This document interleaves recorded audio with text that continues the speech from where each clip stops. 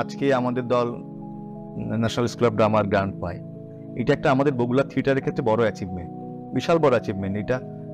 এবং অদূর ভবিষ্যতে আমরা যদি এই থিয়েটারের গ্রান্ট আমরা আদায় করতে পারি বা কন্টিনিউ পাই, আমরা হয়তো আরেকটু বড় স্পেস আমাদের দলে করতে পারবো। আজকে যেটা 20 সিটের একটা হল করা ভাবা হচ্ছে, সেইটা যদি আমরা সক্ষমতায় যাই, আমাদের থিয়েটার করতে করতে অত্যন্ত শক্তিশালী যদি সংগঠন আমরা আরো করতে পারি, আমরা মানে এখনই বলছি না যেটা হতে পারে, মানে এটা ভাবনার মধ্যে রয়েছে, আমাদের স্বপ্নে রয়েছে যে আমরাই হয়তো বগুড়াতে একটা 50 সিটের হল তৈরি করে দিয়ে গেলাম, এবং সেটা কিন্তু কোনো ব্যক্তিগত খরচ ছাড়াই, কারো ব্যক্তিগত সহযোগিতা লাগবে না, দলই সেটা অ্যাচিভ করে ফেলবে। সেটা আমাদের প্রথম জন্ম ধরি 1989-এ 25শে জুলাই, আমাদের দ্বিতীয় জন্ম সাল ধরি আমরা 1995। এই কারণে ধরি যে সেই সময় আমাদের দলে মনোজ মিত্রের আমি মদন বলছি বলে একটি নাটক হয়, এবং সেই নাটক দিয়ে আমাদের সিরিয়াস থিয়েটারে পথ চলা শুরু। তার আগে পর্যন্ত মানে 1989 থেকে 94 পর্যন্ত যে 5 বছর, সেই সময়টা আমাদের দলে একটি থিয়েটার নির্মাণ হলে সেটা একবার অভিনয় হতো পাড়ায়, আমাদের যে সাংস্কৃতিক অনুষ্ঠান করতাম, এবং আমরা তখন ছোট ছিলাম, তখন সরস্বতী পুজো উপলক্ষে পাড়ায় অনুষ্ঠান হতো, সেইখানেই করতাম আমরা। কিন্তু এইটা করতে করতে আমরা যখন 1995 সালে আমি মদন বলছি করলাম মনোজ মিত্রের, এবং সেই নাটক অনেকের খুব ভালো লাগলো, ভীষণ ভালো লাগলো, এবং তারা উৎসাহ দিলেন আমাদের এইটা বলে যে শুধু একবার শো করে নাটকটা বন্ধ না হোক, এটা ছড়িয়ে যাক। এবং তাদের সেই কথা অনুপাতেই আমরা কিন্তু একটু একটু করে ছড়িয়ে পড়লাম। সেখানে নাটক করার পর একটি মেয়ে, আজকে যে বইয়ের কাছে যে মেয়েটি এসছে, সে ওই প্রত্যন্ত এলাকায় কোনোদিন থিয়েটার দেখে নেই, তার গ্রামে সেই চর্চাটা নেই, কিন্তু সে এই পাঠভবনের সঙ্গে যুক্ত ছিল বলে কিন্তু সে থিয়েটার দেখলো, দেখে অনেক মানুষ তো দেখলেন, হয়তো কারোর মনে নাড়া না লাগতে পারে, একজনের নাড়া লেগেছে, সে কিন্তু থিয়েটার করার জন্য রতনের কাছ থেকে ফোন নাম্বার নিয়ে আমাদের বাড়িতে এসে এখন আমাদের দলে সেজন কাজ করতে শুরু করেছে।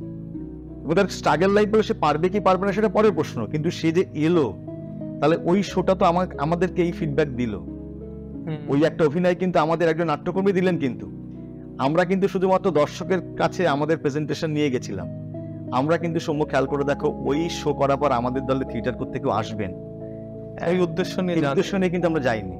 এইটা আদতেই হতো না সৌম্য, সেটা হচ্ছে যে ওই বন্ধুরা যদি ফেসবুকে আমাদের একটু গালাগালি না করতেন, ভালোবাসা গালাগালি,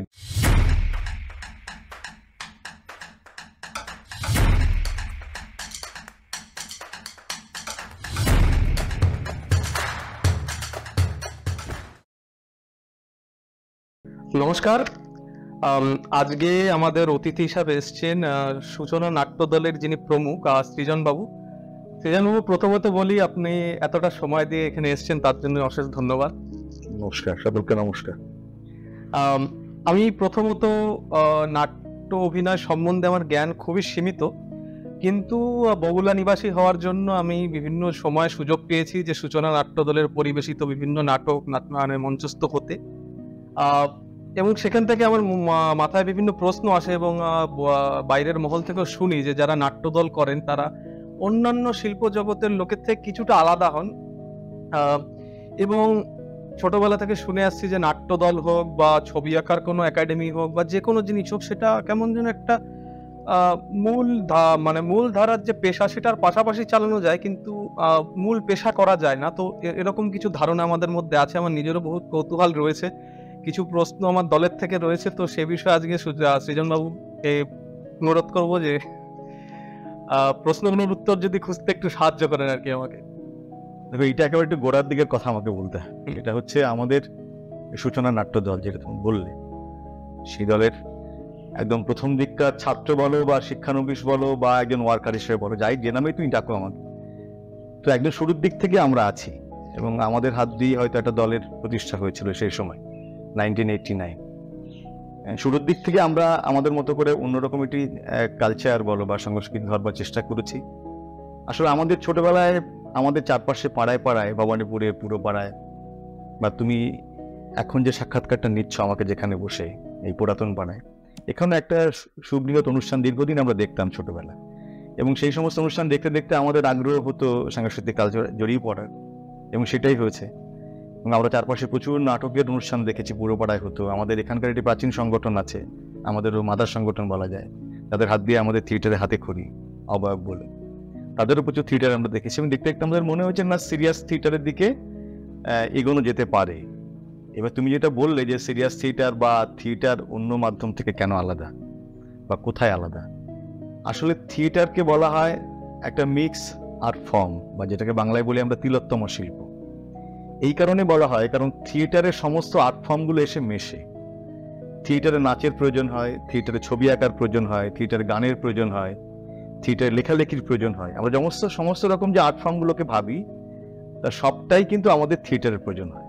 যিনি চিত্রশিল্পী ছবি আঁকেন খুব ভালো, তাকে দিয়ে আমরা সেটের বিভিন্ন রকম কাজ করাতে পছন্দ করি। যিনি ভালো নৃত্যশিল্পী আছেন, নাটকের কোনো কোরিওগ্রাফি হলে, নাচের দৃশ্য তৈরি হলে তখন আমরা তার শরণাপন্ন হই। বা কোনো দৃশ্য আছে যেখানে খুব ভালো নাচ প্রয়োজন অভিনেতার, তখন আমরা সেই অভিনেতারাই আসেন যারা নাচ জানেন। তার ফলে এই কালেকটিভ আর্ট, থিয়েটারকে বলা হয় একরকম কালেকটিভ আর্ট, সেইটার একটা সমাহার ঘটে থিয়েটারে। আর আমাদের দল সূচনা নাট্যদল 1989 থেকে কাজ করে আসছে। কিন্তু ধরো প্রথম 5 বছর মানে আমাদের দ্বিতীয় জন্ম বলে একটা জন্মবার বলে আমরা মানি। আমাদের প্রথম জন্ম ধরি 1989-এ 25শে জুলাই, আমাদের দ্বিতীয় জন্ম সাল ধরি আমরা 1995। এই কারণে ধরি যে সেই সময় আমাদের দলে মনোজ মিত্রের আমি মদন বলছি বলে একটি নাটক হয়, এবং সেই নাটক দিয়ে আমাদের সিরিয়াস থিয়েটারে পথ চলা শুরু। তার আগে পর্যন্ত মানে 1989 থেকে 94 পর্যন্ত যে 5 বছর, সেই সময়টা আমাদের দলে একটি থিয়েটার নির্মাণ হলে সেটা একবার অভিনয় হতো পাড়ায়। আমাদের যে সাংস্কৃতিক অনুষ্ঠান করতাম, এবং আমরা তখন ছোট ছিলাম, তখন সরস্বতী পুজো উপলক্ষে পাড়ায় অনুষ্ঠান হতো, সেইখানেই করতাম আমরা। কিন্তু এইটা করতে করতে আমরা যখন 1995 সালে আমি মদন বলছি করলাম মনোজ মিত্রের, এবং সেই নাটক অনেকের খুব ভালো লাগলো, ভীষণ ভালো লাগলো, এবং তারা উৎসাহ দিলেন আমাদের এইটা বলে যে শুধু একবার শো করে নাটকটা বন্ধ না হোক, এটা ছড়িয়ে যাক। এবং তাদের সেই কথা অনুপাতেই আমরা কিন্তু একটু একটু করে ছড়িয়ে পড়লাম। আমরা ভবানীপুরে শো করলাম, আমরা রানাঘাটে শো করলাম, আমরা কৃষ্ণগড়ে শো করলাম, আমরা হাঁসখালিতে শো করলাম, বাতকুল্লায় শো করলাম। আমাদের মনে আছে যে যুব উৎসবে 1990 সালের যুব উৎসব হয়েছিল বাতকুল্লায়, সেখানে আমাদের দলের একটি নাটক গেছিল, সেটা 90 সালের কথা বলছি। তারপরে যখন সেকেন্ড ফেজে আমাদের এই নাটকটি গেল, প্রথমবার কিন্তু সেখানে আমাদের নাটক পুরস্কৃত হয়, কিন্তু সেকেন্ড ফেজ আমাদের সেকেন্ড জন্ম যে বার বলছি আমরা 95 পরে, সেই সময়ের পরে থিয়েটার কিন্তু সেখানে গিয়ে অত্যন্ত সাড়া ফেলে দিল যুব উৎসবে গিয়ে। এবং আমরা এই পুরস্কার পেয়ে, মানুষের বাহবা পেয়ে, প্রশংসা পেয়ে আমাদেরও তখন মনে হলো যে না, থিয়েটারে থাকে। এবং তার আগে পর্যন্ত আমাদের সংগঠনে বিভিন্ন আর্ট ফর্মগুলোকে করা হতো। 95 সাল থেকে আমাদের সংগঠন শুধুমাত্র থিয়েটার, নাটকই করবে, অন্য কাজ নয়। মানে অন্য আর্ট ফর্মগুলোকে তখন একটু সাইডে সরে গেল। কি করতেন অন্য বলতে তখন ধরো সাংস্কৃতিক অনুষ্ঠান করা হতো, তখন কিন্তু শুধুমাত্র নাট্য সংগঠন হিসেবে পরিচিত ছিল না আমাদের। আপনার অনুষ্ঠান অনুষ্ঠিত করতে নাটক বাদেও টাকাটা সেখানে নাটক করতাম আমরা। আচ্ছা, সেখানে গান হতো, আবৃত্তি হতো, কিন্তু সিরিয়াসলি একটি সংগঠন যারা সারা বছর থিয়েটার করবে, এই ভাবনা কিন্তু এলো মনোজ মিত্রের আমি মদন বলছি নাটকের পর। এবং মানুষ প্রশংসা করলেন, বাহবা দিলেন, পিঠ চাপড়ে দিলেন, এবং তারা আমাদের বাইরে যেতে সাহায্য করলেন, এবং আমরা বাইরে দৌড়ানো শুরু করলাম। এই 95 সাল থেকে আমাদের যে দ্বিতীয় জন্ম হলো, সেখান থেকে আজ পর্যন্ত 2025 আমাদের দলে সিরিয়াস থিয়েটারের চর্চা একরকম ভাবে চলছে। এবং তুমি যেটা কথা বললে যে আমাদের ভেতরকার খবর তুমি অনেকটা জানতে চাইবে, দেখো থিয়েটারে একটা অর্থনৈতিক ভিত্তি থাকেই, পয়সা ছাড়া তো কোনো আর্ট ফর্ম চালানো যায় না। কিন্তু আমি তোমাকে এই কথা বলছি যে শুধু পয়সা আমাদের আর্ট ফর্মকে বাঁচাতে পারে না। যদি মেধা, চিন্তা শক্তি, নতুনত্ব, কৌশলগত কিছু কাজ, যদি এইটা দীর্ঘমেয়াদী না হয়, তাহলে কোনো সংগঠন দীর্ঘদিন চলতে পারে না। তার ডিসিপ্লিন দরকার, তার নিয়মানুবর্তিতা দরকার, তার সময়ানুবর্তিতা দরকার। অনেক কিছু মেনটেন করলে একটা সংগঠন দীর্ঘমেয়াদী হয়। যেমন আমাদের সংগঠন আজকে 2025 ধরলে 36 বছরে পা দেবে সামনে। 25শে জুলাই আমাদের দলে 36 বছর পা দেবে। এই 36 বছরে আমাদের দল না হলেও ধরো 44টি নাটক প্রযোজনা করেছে, ছোটদের থিয়েটার করেছে, বড়দের থিয়েটার করেছে, ওয়ার্কশপ ভিত্তিক পথনাটক করেছি আমরা প্রচুর। আমাদের ছেলে মেয়েদের অভিনয় শেখানোর জন্য, আরো বেশি ফ্রি করার জন্য, মানুষের সঙ্গে সহজ করার জন্য আমরা প্রচুর পথনাটক করেছি, মাঠে প্রান্তরে করেছি, একদম রুরাল এরিয়ায় চলে গেছি। এবং যেটা এখনো সূচনা বিশ্বাস করে, শুধু শহর কেন্দ্রিক কালচার নয়, সূচনা সর্বত্র পৌঁছতে চায়। বিগত 36 বছরের সূচনা শুধু যে শহরে পৌঁছতে চেয়েছে তা নয়, যদিও আমরা অনেকে অনেকে বলেন যে থিয়েটার একটু নাগরিক কালচার, শহরের মানুষই পছন্দ করেন মূলত থিয়েটার। কিন্তু আমি তোমাকে দায়িত্ব নিয়ে বলছি, আমরা পশ্চিমবাংলার প্রায় 16টি জেলায় তো ঘুরে বেড়াই। এমন প্রত্যন্ত অঞ্চল যেখানে হয়তো আমরা থিয়েটার স্টেজে নাটক করে গেছি, যার 20 কিলোমিটারের মধ্যে সেই অর্থে কোনো বাজার নেই।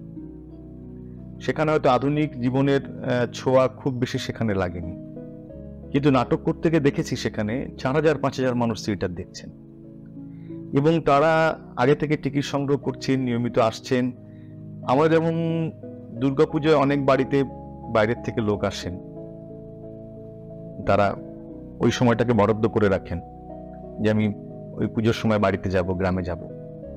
এইটা আমরা অনেক জায়গায় দেখেছি যেখানে মানুষ এই উৎসবটাকে, নাট্যোৎসবটাকে খানিকটা আমাদের দুর্গাপুজোর মতো বা বড় পুজোর মতো করে তারা ট্রিটমেন্ট করেন, সেলিব্রেট করেন। এরকম অনেক জায়গা আছে। আমি বেথরডি দেশবন্ধু পাঠাগার একটি কম্পিটিশন, নাটকের প্রতিযোগিতা, সেটা 54-55 বছর ধরে চলছে এবং সে দীর্ঘমেয়াদী। আজকে আমরা চারপাশে থিয়েটার দেখতে কম পাই, বিশেষ করে বগুড়াতে আমরা এক্ষুনি হয়তো 2টো দল কাজ করি, 3টি দল কাজ করতাম, একটি দল একটু কম কাজ করছে, এখন 2টি দল কাজ করছি। এবং আমাদের একরকম ভাবে তো আমরা কাজ করে যাচ্ছি, সূচনা খুব ধারাবাহিকভাবে কাজ করে যাচ্ছে। 1995 থেকে আজ পর্যন্ত আমরা, আমাদের দল 1 সপ্তাহের জন্য কোনোদিন বন্ধ থাকেনি, এবং তারা শুধুমাত্র প্রযোজনা নির্মাণ করেই ক্ষান্ত থাকেনি, তারা প্রযোজনা নিয়ে মানুষের কাছে ছুটে গেছে। ধরো একটা দলে একটা নাটক নামলো, তৈরি হলো, তারপর সেটা নিয়ে পরিবেশিত হলো না, সেটা সেখানেই থেমে গেল, সেইটাতে সেই নাটকের পূর্ণতা পায় না। আমাদের একটি দলের একটি নাটক 150 রজনী 200 রজনী পর্যন্ত অভিনীত হয়েছে। এবং এই যে বললাম তোমাকে যে 16টি জেলায় আমাদের থিয়েটার বিস্তৃত, 16টা জেলায় আমাদের থিয়েটার ছড়িয়ে গেছে। আর শুধু জেলায় নয়, আমরা ধরো যেমন পশ্চিমবঙ্গ সরকার, আমি বলছি আমরা একটা প্রান্তিক এলাকা থেকে আমরা একটা থিয়েটারের চর্চা করি, একদম গ্রামীণ এলাকা, যেখানে সেই অর্থে থিয়েটারের খুব সুবৃহৎ ইতিহাস নেই।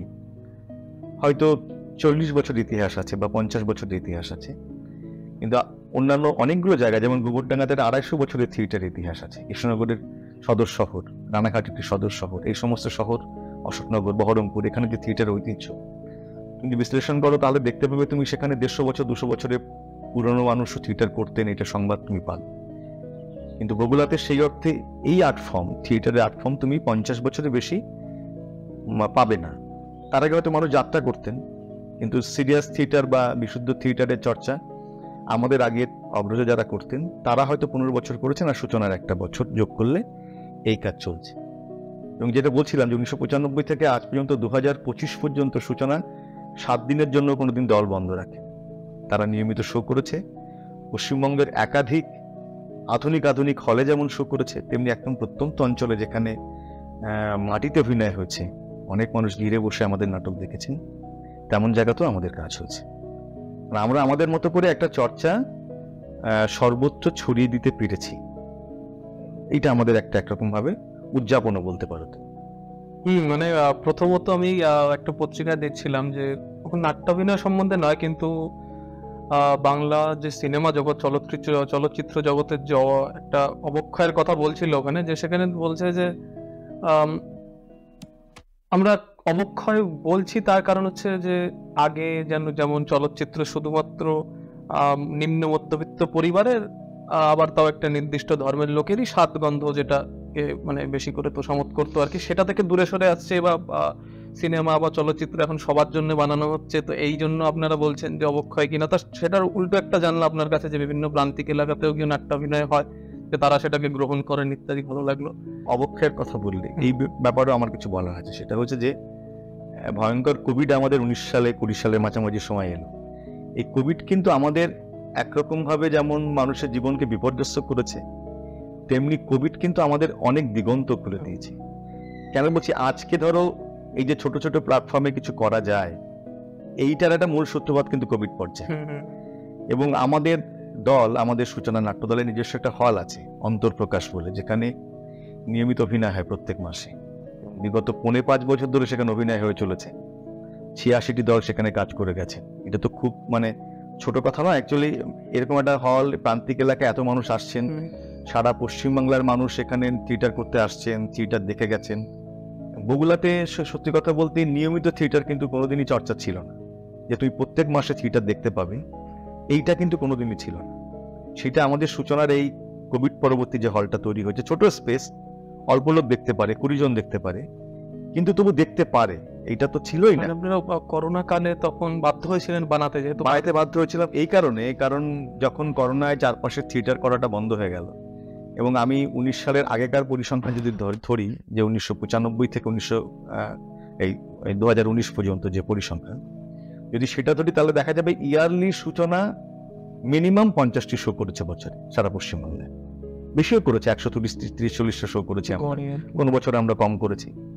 কিন্তু কোভিডের পরে যখন বুঝতে পারলাম যে চারপাশে থিয়েটার হলগুলো বন্ধ, বা এই ম্যাডাপ বাধা বা মাচার যে অনুষ্ঠানগুলো বলি সবটাই বন্ধ, তখন আমাদের মনে হয়েছিল যে তাহলে থিয়েটারটা করবো কোথায়? আমরা তো থিয়েটার করতে ভালোবাসি, অভিনয় করতে ভালোবাসি, মানুষের সামনে প্রেজেন্টেশন করতে তারা ভালোবাসে, শিল্পের অভিনেতারা তাই চান যে পারফর্ম করতে।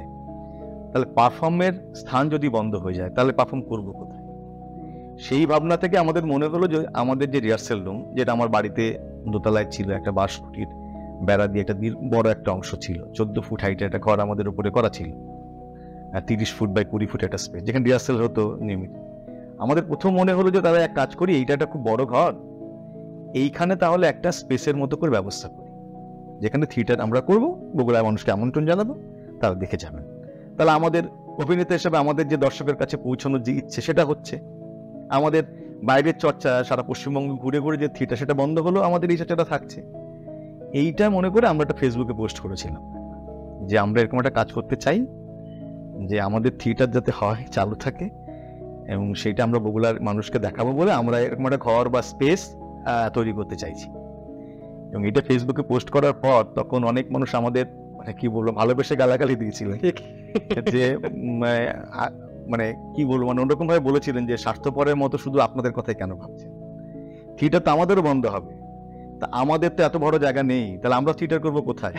এটা তো নিজের পথ নিজে দেখে নিতে হবে না? হ্যাঁ, এবার সেইটা মনে হলো, তখন আমাদের দলে বসা হলো এবং পারিবারিকভাবে আমরা বসলাম, আমাদের পরিবারে যদি সবাই থিয়েটার করে, তখন নিজেরা একটা অ্যাডজাস্টমেন্টের মধ্যে দিয়ে মনে হলো যে তাহলে কাজ করি আমরা, যেহেতু বাইরের দলগুলো আসতে চাইছেন, এবার নিজেরা একটা পাত্রে খেলাম, সেটা একটা খুব কাগজের পাত্রে হতে পারে, কিন্তু যখন আমরা অতিথিকে খাওয়াই তখন তো কাঁসার পাত্রে খাবারটা দেওয়ার একটা চল থাকে আমাদের, অতিথিকে আমরা অন্যরকম ট্রিটমেন্ট করি।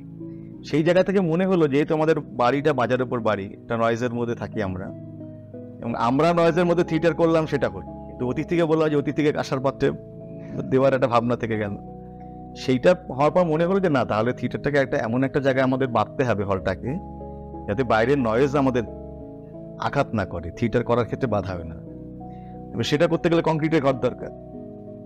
তখন আমার নিজের একটি ঘর ছিল, সেইটাকে একটা দেওয়াল উড়িয়ে দেওয়া হলো, এবং আমরা পারিবারিক দিকটা আলোচনা করে আমরা বললাম তাহলে আমরা দোতলা একটা ছোট করে ঘর করে নিই থাকার মতো করে, এবং আমাদের পরিবারের উপরে চলে গেল। নিচের যে ঘরগুলো যেটা আমরা পরিবার ব্যবহার করতাম আমরা, সেই ঘরগুলো থিয়েটারে ঢুকে গেল। একটি ঘরকে ভেঙে সেটাকে 24 ফুটে একটি জায়গা বের করে 24 বাই 12 একটি স্পেস তৈরি করা হয়েছে, সেটাকে অত্যন্ত আধুনিকভাবে একটি ঘরকে ডেকোরেশন করা হলো থিয়েটার করার স্বার্থে কিন্তু, এবং যেটাকে উস্কে দিল বলতে গেলে আমাদের বাইরের বন্ধুরা ওই ফেসবুক পোস্ট, যে শুধুমাত্র আপনাদের মতো করে কেন ভাবছেন, আমরাও তো আসতে চাই, আমাদের সামর্থ্য নেই, বা আমরা হয়তো একটা ঘর নির্মাণ করতে পারছি না, আমাদের এতটা জায়গা নেই, তাহলে আমরা কি থিয়েটার করবো না? তখন এই কংক্রিট ঘরের ব্যবস্থাটা এলো, এবং তারপর থেকে আজ পর্যন্ত এই কংক্রিট ঘরটি, যার নাম অন্তর্প্রকাশ, সেটার নামকরণ করেছেন আমাদের অত্যন্ত প্রিয় একজন নাট্যকার তীর্থঙ্কর চন্দ্র। এবং এই ঘরটির পিছনে অনেকের অবদান আছে, যেমন এই নামকরণ করেছেন তীর্থঙ্কর, অত্যন্ত একটি সুন্দর নাম দিয়েছেন অন্তর্প্রকাশ। এই ঘরের যে লোগো সেটাকে দিয়েছেন শান্তিপুরের তর্পণ সরকার। এবং এই ঘরটি সমস্ত আর্ট ফর্ম, যেমন বারবার যেটা বললাম যে থিয়েটারটি কালেকটিভ আর্ট ফর্ম, সেই কালেকটিভ আর্ট ফর্মের জন্য তার একটি দেওয়াল আঁকানো হলো, যিনি ছবি আঁকতে পারেন তাকে দিয়ে। ঘরে একটি দেওয়ালের ছবি আঁকানো হলো আমাদের পুরোপাড়ার একজন বড় একজন শিল্পী, পুরনো মানুষ বিপুল বিশ্বাস, তাকে দিয়ে ছবি আঁকানো হলো। দেবজিৎ মিত্র বলে আমার দলে একটি ছেলে অত্যন্ত ভালো ছবি আঁকে, তাকে দিয়ে একটি দেওয়াল আঁকানো হলো, অ্যাম্বিয়েন্স তৈরি করা হলো। সব মিলিয়ে সেই অ্যাম্বিয়েন্স এখনো পর্যন্ত খুব ভীষণ স্মুথলি চলছে, এবং অত্যন্ত যত্ন করে, মানে একেবারে নিজেদের সন্তানের মতো করে আমরা ঘরটাকে মেনটেন করি, তার ঝুল পরিষ্কার করি, তার ঘরকে মুছি আমরা দিন, চারপাশকে গোছাই, এবং যেদিন যে থিয়েটার দেখতে যান তারা অত্যন্ত একটা আনন্দ নিয়ে বাড়ি ফেরেন। এবং যেটা বললাম যে 86টি দল এখনো পর্যন্ত কাজ করে গেছেন, এইটা আদতেই হতো না সৌম্য, সেটা হচ্ছে যে ওই বন্ধুরা যদি ফেসবুকে আমাদের একটু গালাগালি না করতেন, ভালোবাসা গালাগালি, যে শুধু স্বার্থপরের মতো আপনাদের কথাই কেন ভাবছে, তাহলে হয়তো আমাদের ওই উপরের ঘরেই হতো, ওই বাস টিনে বেড়া দেওয়া ঘরেই হতো, যেখানে নয়েজের মধ্যে আমরা অনুষ্ঠান করতাম। কিন্তু আজকে যে ঘরে অনুষ্ঠান হচ্ছে সেখানে পুরোটা এটা সাইন্টিফিক হতে হচ্ছে। 9টা-10টার মতো আলো জ্বলছে, সেখানে ডিমার থাকছে, সাউন্ড সিস্টেম রেডি, মোবাইল বুঝলেই মিউজিক চলে যায়, আলাদা করে কিছু লাগে না, সমস্ত রেডি থাকে ওখানে। সাউন্ড অ্যাকোস্টিকের জন্য খুব মোটা পর্দা ব্যবহার করা হয়েছে ওয়ালে, কালো কাপড়ে, পুরো রুমটা ম্যাট ফিনিশ ব্ল্যাক করে দেওয়া হয়েছে, যেটা যেটা থিয়েটারের জন্য লাগে সবটাই করা হয়েছে। এবং সেটা খুব শুধু নির্মাণ করা নয়, আমাদের ছেলেমেয়েরা, আমাদের 3-4জন ছেলে মেয়ে, রাজীব, ভরত, মানবেন্দ্র, এরকম অনেকে, এবং আমার পরিবারে যারা আছেন, এরা প্রত্যেকে ভীষণ যত্ন নিয়ে এই ঘরটাকে মেনটেন করেন সন্তানের মতো করে। এবং যারা থিয়েটার দেখতে যান তারা গিয়ে কিন্তু খুব খুশি হন অ্যাম্বিয়েন্সে, যেটা আমাদের থিয়েটারের প্রধান কাজ, শিল্পের প্রধান কাজ। দায়সারাভাবে কোনো কিছু করা নয়। যেমন তুমি একটি চ্যানেল করছো, তুমি চালাচ্ছ, তুমি চাইলে যে কোনো সাবজেক্ট আনতে পারতে, বা জানাতন উপকরণে তুমি এটা টেলিকাস্ট করতে পারতে, কিন্তু তোমার মধ্যে আমি এটুকু তোমার এখানে এসে যেটুকু ভিডিও দেখলাম, মানে আমরা তো অনেকদিন ফিল্ডে আছি, ধরো 36 বছর একটা কাজ করছি আমরা, বলে কোনো একটা ভিডিও 10 সেকেন্ড দেখলে আমরা তার দক্ষতা বা তার পেশাদারিত্ব কতটা আমরা বোঝবার চেষ্টা করি, বুঝে ফেলি। তাতে মনে হয়েছে যে তোমরা যে কাজটা করছো সেটা অত্যন্ত পরিশীলিতভাবে করবার চেষ্টা করছো, এবং বুঝে করবার চেষ্টা করছো, জেনে করবার চেষ্টা করছো, চেষ্টা করছি যে ভুল থেকে শিখে আর একটু না সেটাই। মানে আজকের সময় দাঁড়িয়ে ধরো এত চ্যানেল আমাদের চারপাশে খুলে গেছে সমু, তুমি খুব খারাপ কিছু করলে দেখবে না লোক, এত কম্পারিজন এসে গেছে। আজকের সময় দাঁড়িয়ে ধরো আমরা যখন ছোটবেলা থিয়েটার করতাম, পাড়ায় থিয়েটার করতাম, তখন এত কম্পেয়ার করা হতো না। কিন্তু আজকে ধরো ইউটিউব খুললে তারা পশ্চিমবাংলার বা দিল্লির বা আসামের থিয়েটার তারা দেখতে পাচ্ছে। তারা ওই থিয়েটার দেখার পর যখন সূচনা তার কাছে একটা প্রেজেন্টেশন নিয়ে যাচ্ছে, তখন সূচনাকেও কিন্তু ভাবতে হচ্ছে যে কতটা আমি আমার শব্দ মতো, হয়তো ওর মতো পারলাম না, কিন্তু আমার সর্বোচ্চটা দিতে পারি। আমি যে এলাকায় থাকি সেই এলাকার ছেলেমেয়েরা যে মেধায় আছেন, সেই মেধার সর্বোচ্চ পর্যায়ে যেন আমার কাজটা যায়, সেখানে যেন কোনো আলসেমি না থাকে বা কোনো কুড়েমি না থাকে বা আমার জানবার অনাগ্রহ না থাকে। আমি যেন আমার সাবজেক্টকে ঠিক মতো জানি, তারপর আমি আমার দক্ষতায় করবো। ধরো দেবশঙ্কর বাবু যে অভিনয়টা করেন সেটা নিশ্চয়ই আমার দলের ছেলেমেয়েরা করতে পারবেন না, কিন্তু আমার দলের ছেলেমেয়েরা যে লেভেলে রয়েছেন থিয়েটার করবার দক্ষতায়, তারা যেন তার দক্ষতা সেরাটা দিতে পারে। এটা তোমার ক্ষেত্রেও তোমাকেও একই কথা বলা, যে তুমি যে কাজটি করছো আমরাও চাইবো যে এইটা খুব দীর্ঘদিন তোমার এই কাজটা চলুক। সেইটা চলবে তখনই যখন তোমার কাজের মধ্যে খুব প্যাশনেবল তুমি কাজটা করবে, সততা থাকবে, এবং খুব বুঝে নেবে তুমি যে কোন কাজটা কোন দিকে যাচ্ছে বা যেতে পারে। এটা আমার মনে হয়েছে তুমি এটা পারবে বলে আমার বিশ্বাস। বলো। হ্যাঁ, মানে সূচনাকে তো আমরা বাইরে থেকে অনেকটা দেখার সুযোগ পেয়েছি, যেমন আপনারা যেগুলো পরিবেশন করেন সেটা আমরা দেখার সুযোগ পাই, বা কিছু ক্ষেত্রে যদি থিয়েটারে গিয়ে দেখি, মানে প্রত্যেকটা জিনিস বাইরে থেকে আমরা বুঝতে পারি যে কত গিয়ে, কিন্তু ভেতরের খবর তো অনেক সময় জানা যায় না, যেটা মানে মঞ্চের থেকে, মানে মঞ্চের দর্শকের আসনে বসে সেগুলো দেখা যায় না। যেমন আমরা প্রত্যেককে জিজ্ঞাসা করি যে যখন কাজটা শুরু করেছিলেন আপনি, যে বললেন 1979 সালে বা 95-তে দ্বিতীয় জন্ম ধরেন যেখানে, তো সেই সময় কি করে শুরু হয়েছিল? আমার এইগুলো না জানতে প্রচন্ড আগ্রহ হয়, যে কোন একটা উদ্যোগ হট করে, মানে লোকজন গোছানো তো এক জিনিস, তারা মানে কর্মঠ লোকজন ভালোবাসে যেমন কাজগুলো, সেগুলোর ক্ষেত্রে সমস্যা হয়নি কখনো আপনার? দেখো, বিষয়টা হচ্ছে যে কোনো কাজ যখন শুরু হয় তখন সে তো ভাবতে পারেন না বা সেটা গ্যারান্টি দিতেই পারেন না যে কাজটা কত বছর চালানো যায়। সেটা ভালোবাসা থেকে কাজটা করেন, তার ভালো লাগছে বলেই সেটা কাজে নামেন। এবার যখন ভালোবাসাটার, শুধুমাত্র ভালোবাসা যখন একটা কাজটা লাগেন, তখন কাজটা করতে করতে বোঝা যায় না শুধু ভালোবাসা দিয়ে চলছে না, এর সঙ্গে কিছু ভালো চর্চাও দরকার, ভালো শেখাটাও দরকার। এবং আমরা থিয়েটার করতে করতে, যখন সত্যি কথা বলতে আমরা যখন 95 সালে থিয়েটার করেছি, বাইরে থিয়েটার করতে যাচ্ছি, চাকদায় থিয়েটার দেখতে গেছি, এবং আমাদের বগুলাতে একটি ফেস্টিভ্যালে আমরা নাটক দেখেছিলাম, বাইরে একটি দল, পশ্চিমবঙ্গ নাট্য একাডেমি পুরস্কৃত সেই সময় হালিশহর ইউনিটি মঞ্চের একটি নাটক হনুয়া কা বেটা। কত সালে দেখে? এইটা ধরো 95-96 সালে দেখেছি। ওই থিয়েটারটা আমাদের কিন্তু অনেকটা দিগন্ত খুলে দিয়েছে। মানে আমার বিশেষ করে যে থিয়েটার এত পারফেকশন নিয়ে হতে পারে, আমি তখন আমার ওই সময়ের মধ্যে, মানে আমি বলছি 89 থেকে ওই ফেস্টিভ্যালে ওই নাটকটি দেখার আগে আমার অত সিরিয়াস থিয়েটার দেখার অভিজ্ঞতা ছিল না, যে এত পারফেকশন নিয়ে এটা কাজ হতে পারে। প্রপার একদম আঙুল তুললেই মিউজিক বেজে যাবে, তুড়িতে আলো জ্বলে যাবে, একদম সেটা খুব নিখুঁতভাবে সেকেন্ড ফ্র্যাকশন টাইমে জ্বলে যাচ্ছে সবকিছু। ওই নাটকটাতে আমাদের মনে হলো যে না, আমরা যে চর্চাটা করছি বগুলায় বসে, যেটাতে আমাদের মনে হচ্ছে অনেকটা এগিয়েছি, না এগোনো যায়নি, এগোনো যায়নি, এইটা আমাদের আরো শিখতে হবে। ওরা কি করে এত ভালো মিউজিকটা চালালো, এইটা শিখতে হবে। ওরা কি করে নাটকটাকে এত সুন্দর করে বাঁধলো, এত টাইট নাটক, ওই নাটকের মধ্যে কখনো হাসির সিন আছে, মানুষ হেসে গড়িয়ে পড়ছেন, কাঁদছেন, সমস্ত রকম মিক্স আপ করা হচ্ছে, কিন্তু কি দারুণ স্মুথলি কাজটা বেরিয়ে যাচ্ছে। আমাদের কাজে প্রথম মনে হচ্ছে জার্ক হচ্ছে, আর দুটো সিন করার পর মনে হচ্ছে না, এটা একটু লুজ হয়ে গেল সিনটা।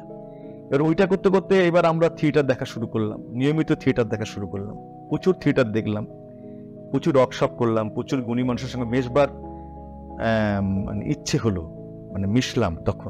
ততদিনে আমাদের দলে একটি নাটক নির্মাণ হয়েছে 1999 সালে, মাইক মাস্টার বলে। এটা লিখেছিলেন বাংলাদেশের আব্দুল্লাহ আল মামুন। ওটাতে প্রায় আমি একক অভিনয় করেছিলাম, এবং সেই নাটকটা তখনকার সময়ে 99 সালে ওই সময় আমাদের চারপাশে যে থিয়েটারগুলো হতো, যে প্যাটার্নের থিয়েটার হতো, সেই প্যাটার্ন থেকে মাইক মাস্টার সম্পূর্ণ একটা আলাদা থিয়েটার তৈরি করতো। কিরকম? মানে আমি বলছি, সেই সময় মঞ্চে অনেক মানুষ মিলে অভিনয় করতে, হয়তো একটু পারিবারিক ঘটনার ওপর অভিনয়টা বেশি হতো সেই সময়।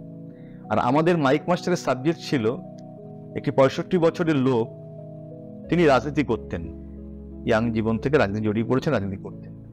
65 বছর বয়সে উপলব্ধি করছেন যে তাকে তার দল কিভাবে ব্যবহৃত করলো সারা জীবন, সে কি করে কিছু পেল না। আজকের এই সময় দাঁড়িয়ে তার যখন কোনো ব্যক্তিগত সমস্যা ঘটে গেছে তার পরিবারে, তার নিজের নাতিকে করে দেয়, সেইটার সাহায্য যখন চায়, তখন তার পার্টি তার প্রচুর রকম কারণ দেখিয়ে তাকে থেকে সরে যায়। এটা তাই খুব হন্ট করে। এবং এই সাবজেক্টের উপর কাজ করাটা কিন্তু সেই সময় আমাদের জেলা ওই সময় কম ছিল, হয়তো কিছু না কিছু ছিল, হয়তো আমাদের খোঁজ নেই, কিন্তু একবারে না বললে সেটা অনৈতিক হবে, কিন্তু আমরা কম পাচ্ছিলাম। এবং এই সাবজেক্টের নাটক ওই সময়ে আমাদের কম্পিটিশন মঞ্চে আমাদের মাইক মাস্টার করতে গিয়ে আমরা প্রচুর পুরস্কার পেলাম, এবং অনেকবারই আমি শ্রেষ্ঠ অভিনেতার পুরস্কার পেয়েছি ওই নাটকটা করতে। এই ধরুন আপনি যে বিষয় নাটকটা বললেন, ওইটা একা করা যায়? মানে আমি কেমন একটা ঠাওর করতে পারছি না, মানে কিছু তো চরিত্র লাগে, হয়তো কিছু চরিত্র এসেছিল আমাদের সঙ্গে। ধরো একটা পার্টি মিটিং হচ্ছে, সেখানে একটা মানুষ, তার নাতি খুন হয়ে গেছে, তিনি গিয়ে দরজায় দাঁড়িয়ে বলছেন যে আমি বিচার চাই স্যার। তার লোকাল এমএলএ কে বলছেন বা পার্টি মেম্বারকে বলছেন যে আমার সঙ্গে থাকুন, আপনারা কিছু করুন। তারা বিভিন্ন রকম পলিটিক্যাল কারণ দেখিয়ে তাকে ইগনোর করছেন। এই সমস্ত দৃশ্যগুলো ছিল। আমি বলছি এই সাবজেক্টের চর্চাটা সেই সময় খুব কম ছিল, আমি যে সময়ের কথা বলছি, এবং সেইটা আমাদের থিয়েটারকে অনেকটা স্ট্রং একটা ভিত্তি দিল প্রথমবার। কিন্তু ওই নাটকটা এবং তার আগে 1997 সালে আমরা 70 ইচ্ছা বলে একটা নাটক করেছি, পায়রাটাঙ্গা তরুণ সঙ্গী। আমরা সেই প্রথম কম্পিটিশন অংশগ্রহণ করলাম, সেটা 5th হয়েছিল আমাদের নাটক। তখন আমাদের গড় বয়স কত, 18, 19, 20। গড় বয়স 18, 19, 20, তার কমও ছিল, তার কমও ছিল, এবং কেউ হয়তো ম্যাক্সিমাম 22-23 অভিনয় করছেন। আমরাই তখন চুলদারি পাকিয়ে, গোপ লাগিয়ে, জিঙ্ক অক্সাইড, আমার মতো বয়স ছিল আপনার। এবং সেই সময় আমি যখন মাইক মাস্টার করতাম, ধরো আজকে আমার বয়স যদি 50-51 ধরা হয়, আছে 25, তুমি 25 বছর বাদ দাও, তাহলে 51 থেকে 25 বাদ দিলে তখন ওই 24-25-এর যুবক আমরা, বা 22-23-এর যুবক আমরা। সেই সময় আমি একটি রোল করেছিলাম 65 বছর বয়সের বৃদ্ধের রোল, এবং সেটা আমরা খুব, মানে মানুষের খুব ভালো লেগেছিল, এবং সেই নাটকটা আমাদের অনেকটা পরিচিত দেয় পশ্চিমবাংলায়। এবং সেই প্রথমবার আমাদের বাড়িতে একটা চিঠি এলো, আমার মনে আছে। মানে এগুলো সব জীবনের প্রথম অভিজ্ঞতার ঘটনা, তো সেগুলো খুব ইন্টারেস্টিং ঘটনা। পোস্ট অফিস থেকে এক ভদ্রলোক একটা চিঠি দিয়ে গেলেন আমার। খুলে দেখলাম যে পশ্চিমবঙ্গ নাট্য একাডেমি আমাদেরকে ওই নাটকটা করবার জন্য শিশির মঞ্চে একটা সময় স্লট বরাদ্দ করেছে, মানে কোন রকম, মানে আবেদন ছাড়া। আমরা জানি না যে আমাদের নাটকটি নির্বাচিত হয়েছে, এবং কোনো না কোনো মানুষ, কোনো বিখ্যাত মানুষ হয়তো আমাদের থিয়েটার দেখেছেন, কারণ আমাদের রানাঘাট রবীন্দ্রভবনের শো ছিল। বন্যার সময় তো ভেঙে যায়, 2000 সালে বন্যায় কিন্তু রবীন্দ্রভবন ভেঙে যায়। আমরা 99 সালের শেষের দিকটা শো করেছিলাম রবীন্দ্রভবন। সেইটা কোনো নাট্য একাডেমি লোকই দেখুন বা কেউ দেখুন, কোনো গুণী মানুষ দেখেছিলেন, তিনি সাজেস্ট করেছেন যে এই দলের এই থিয়েটারটাকে এই নাট্যমেলায় রাখা হোক। এবং সেই নাটকটা করতে গিয়ে আমরা ভীষণ সাড়া পড়ে যাই, এবং তুমি অবাক হবে, শিশির মঞ্চে সেই শো করার পর আমরা ওখান থেকে 6টা শো পাই। নাটক করার পর হিন্দু মেশে মানুষ বলেন যে আপনাদের এই নাটকটা আমাদের কোচবিহার করতে হবে, আপনাদের এই নাটকটা আমাদের ভিতরডরি করতে হবে। মানে সেই মুহূর্তটা যখন ওই গ্রাফটা অনেকটা উপরে চলে। এবং আমি বলছি তার আগেকার যদি 20 বছরের থিয়েটার চর্চা বগুড়ার ইতিহাস ধরে, আমার মনে হয় নাট্য একাডেমির সুযোগ কেউ পায়নি।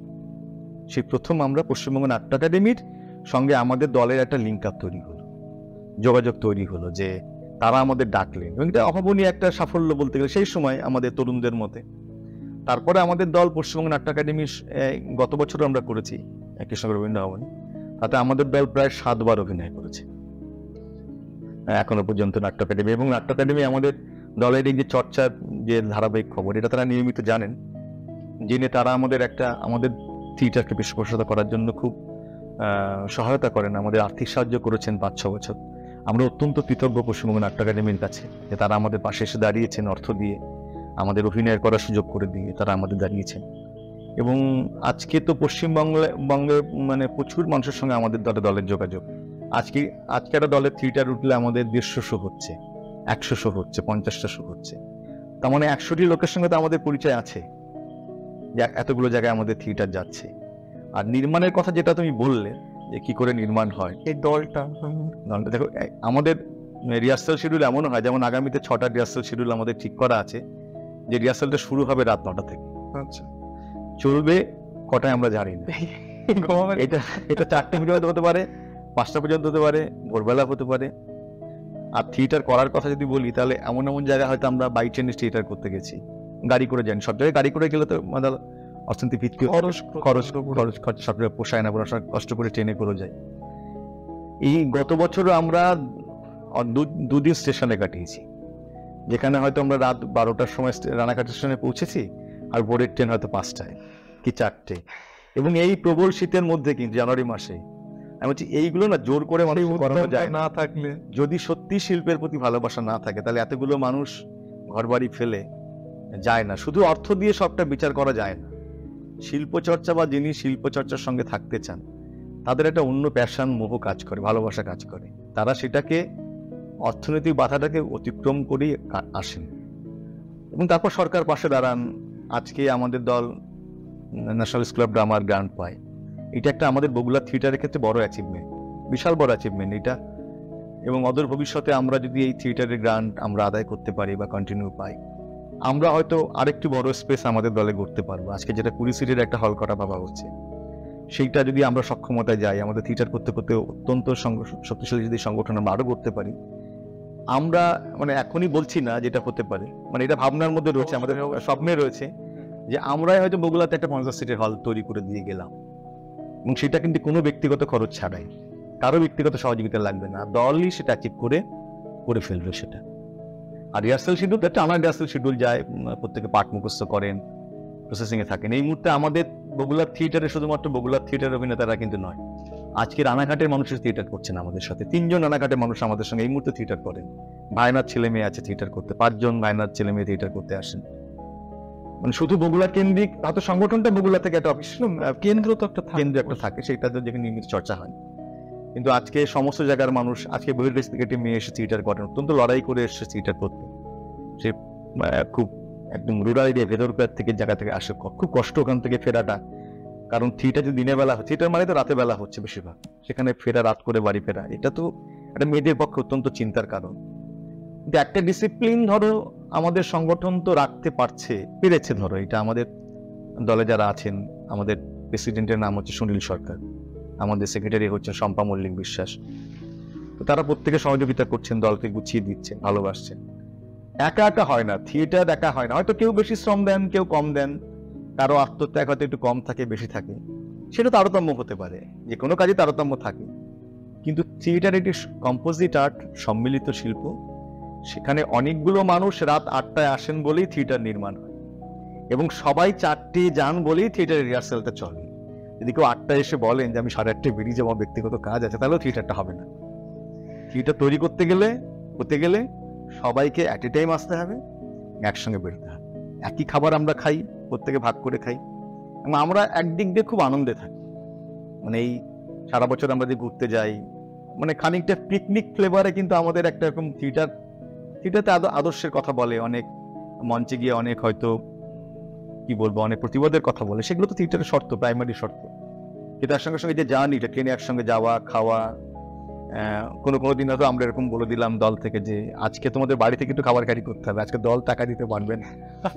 সেদিন বাড়িতে যেটা খেতাম সেটাই ব্যাক করে নিয়ে যাও, যেটা তুমি দুটোই খেতে সেটা নিয়ে যাও। রাতের বেলা খাবারটা দল দেখা যাবে, দল মানে অর্থনৈতিক ভিত্তি থাকে, সবাই এই আপোষগুলো করেন বা ভালোবেসে করেন বলেই চলে দল। দল তো হলো ব্যক্তিত্ব নয়, থিয়েটার মানেই দল, সেটা ব্যক্তিগতভাবে হয় না। অনেক চর্চা, অনেক আর্ট ফর্ম একা একা করা যায়, ছবি আঁকা যায় একা একা, গান একা একাও করা যায়, নাচ একা একা করা যায়, কিন্তু থিয়েটার আর্ট ফর্ম এমন একটি আর্ট ফর্ম যেখানে একা একা করার কোনো সুযোগ নেই।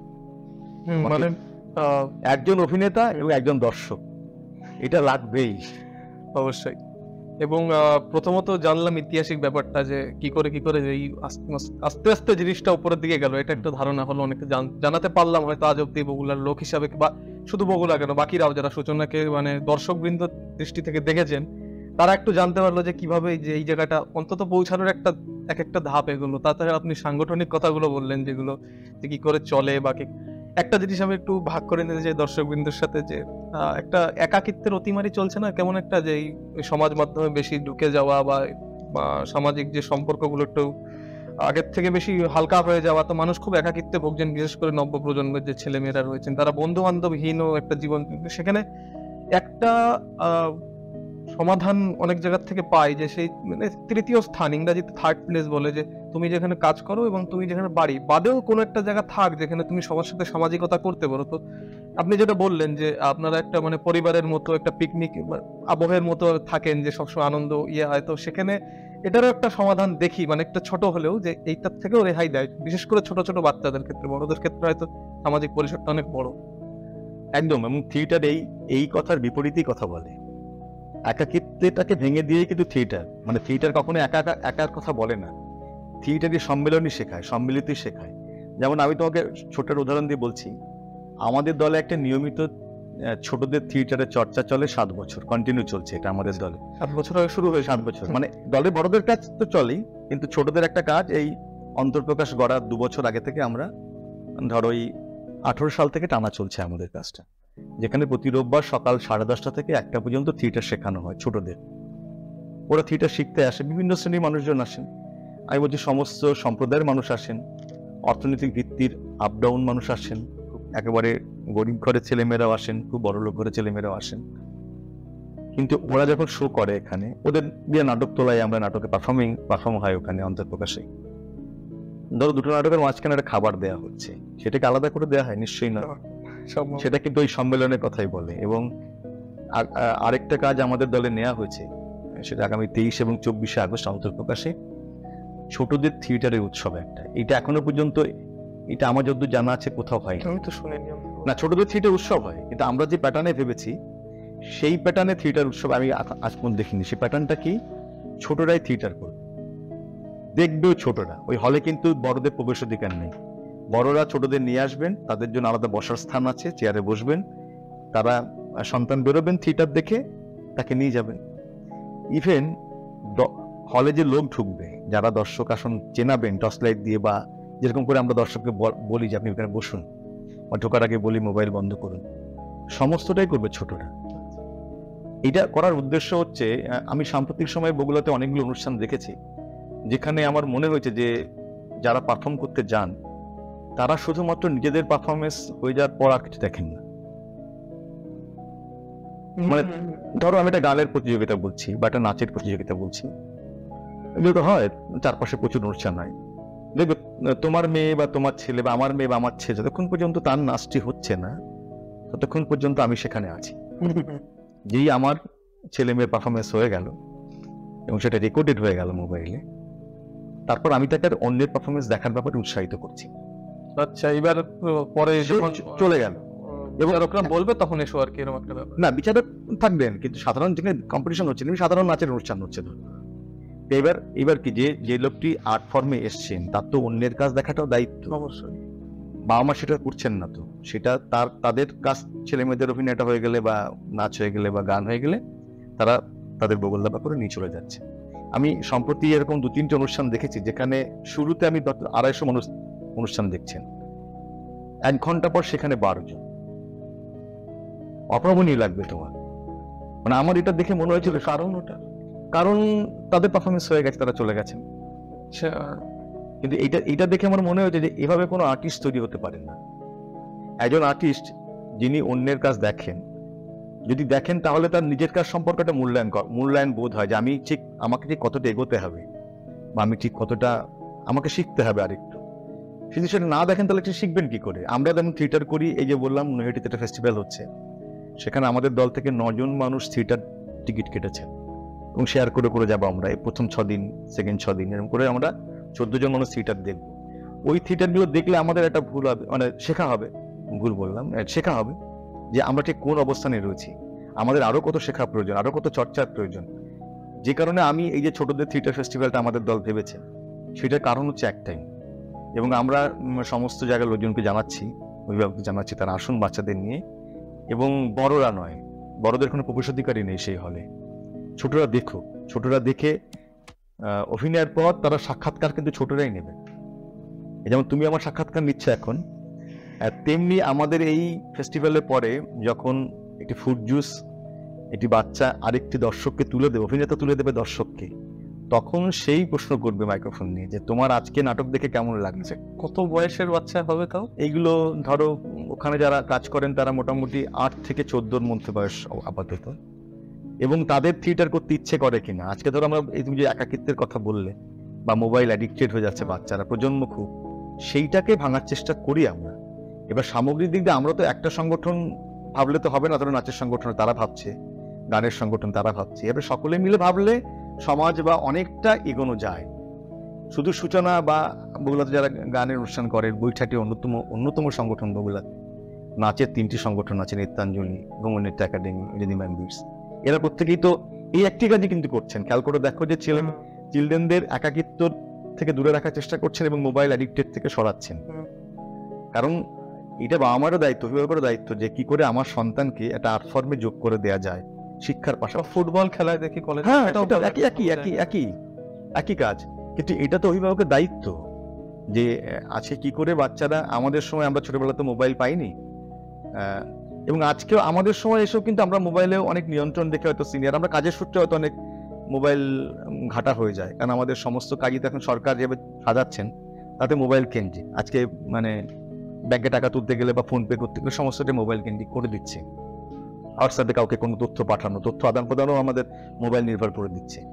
সেইটা কিন্তু একটা শিশুরা যখন দেখছেন মোবাইল, তখন তাদের তো এই কাজের সূত্রে দেখছে না, তারা একটা বিনোদনের জায়গা থেকে দেখছেন। তারপরে তাদের বিনোদন না, আমার কেমন যেন মানে নেশার মতো, ইচ্ছা করলেও থামতে পারছে না। হ্যাঁ, এবং সেইটাকে থামাতে পারে কিন্তু শিল্প চর্চা বা খেলাধুলা। যদি অভিভাবকরা সচেতন ভাবে তাদের ছেলে মেয়েকে পড়াচ্ছেন, ঠিক আছে, পড়ানো তো ওটা তো প্রাইমারি শর্ত, যে পড়াতেই হবে, শিক্ষিত হতেই হবে। কিন্তু সেকেন্ড ফেজে যদি একটি অভিভাবক এই শিল্প চর্চার বিষয়টাকে মাথায় রাখেন, যে আমি এইটার সঙ্গে সঙ্গে এই একটি আর্ট ফর্মে দেব, সেটা নাটক হতে পারে, নাচ হতে পারে, গান হতে পারে, ছবি আঁকা হতে পারে, খেলাধুলা হতে পারে, যে কোনো আর্ট ফর্ম, যে কোনো ফর্ম, তাহলেও কিন্তু এইটা হতে পারে। এবং আমি বলছি যে সৌম্য, আমরা ছোটবেলায় কিন্তু পাড়ায় পাড়ায় প্রচুর অনুষ্ঠান দেখতাম, যেগুলো আমাদের এই যে স্কুলগুলোতে এখন যেমন অনেক, ধরো আমরা যে আমাদের একটা স্কুল মতো হয়ে গেছে, আমাদের নাটকের স্কুল, কেউ হয়তো নাচের স্কুল, গানের স্কুল, এইগুলো তো হয়েছে।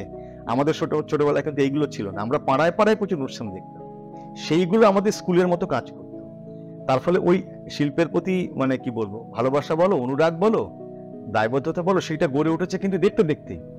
এখনকার ছেলেমেয়েরা চারপাশে কিন্তু এই অনুষ্ঠানগুলো খুব কম দেখতে পান, দেখবে খুব কম উদ্যোক্তাই মানে আয়োজন করেন, যেখানে দেখতেও পান কম, তার ফলে তারা মোবাইল অ্যাডিক্টেড বেশি হচ্ছে। আমিও যতদূর দেখি, মানে আমি একটু দর্শকের আসন থেকে বলার চেষ্টা করছি যে কিছু নির্দিষ্ট জিনিস খুব বেশি হয় দেখি অনুষ্ঠানে। যেমন হচ্ছে যে কোনো অনুষ্ঠানে দেখবে নাটক খুব, মানে আমি তো খুব বিরল দেখি যে নাটক হলে মানে মানে আমরা সত্যি কথা বলছি, আমি বিভিন্ন কয়েকটা দাদা ভাই আমরা মিশি, নাটক হলে বা বিতর্ক হলে এইসব বিষয়ে বা আলোচনা সভা হলে যায়, কিন্তু এগুলোই সবচেয়ে কম হয়। নাচ গান কবিতা লেগেই রয়েছে। হ্যাঁ, দেখো এইটাতে থিয়েটার, আসলে থিয়েটার করতে গেলে একটু রিহার্সাল বেশি করতে হয়, নাচে করতে হয় না তা বলছি না আমি, নাচেও করতে হয়, গানেও করতে হয়, সমস্ত আর্ট ফর্মই করতে হয়।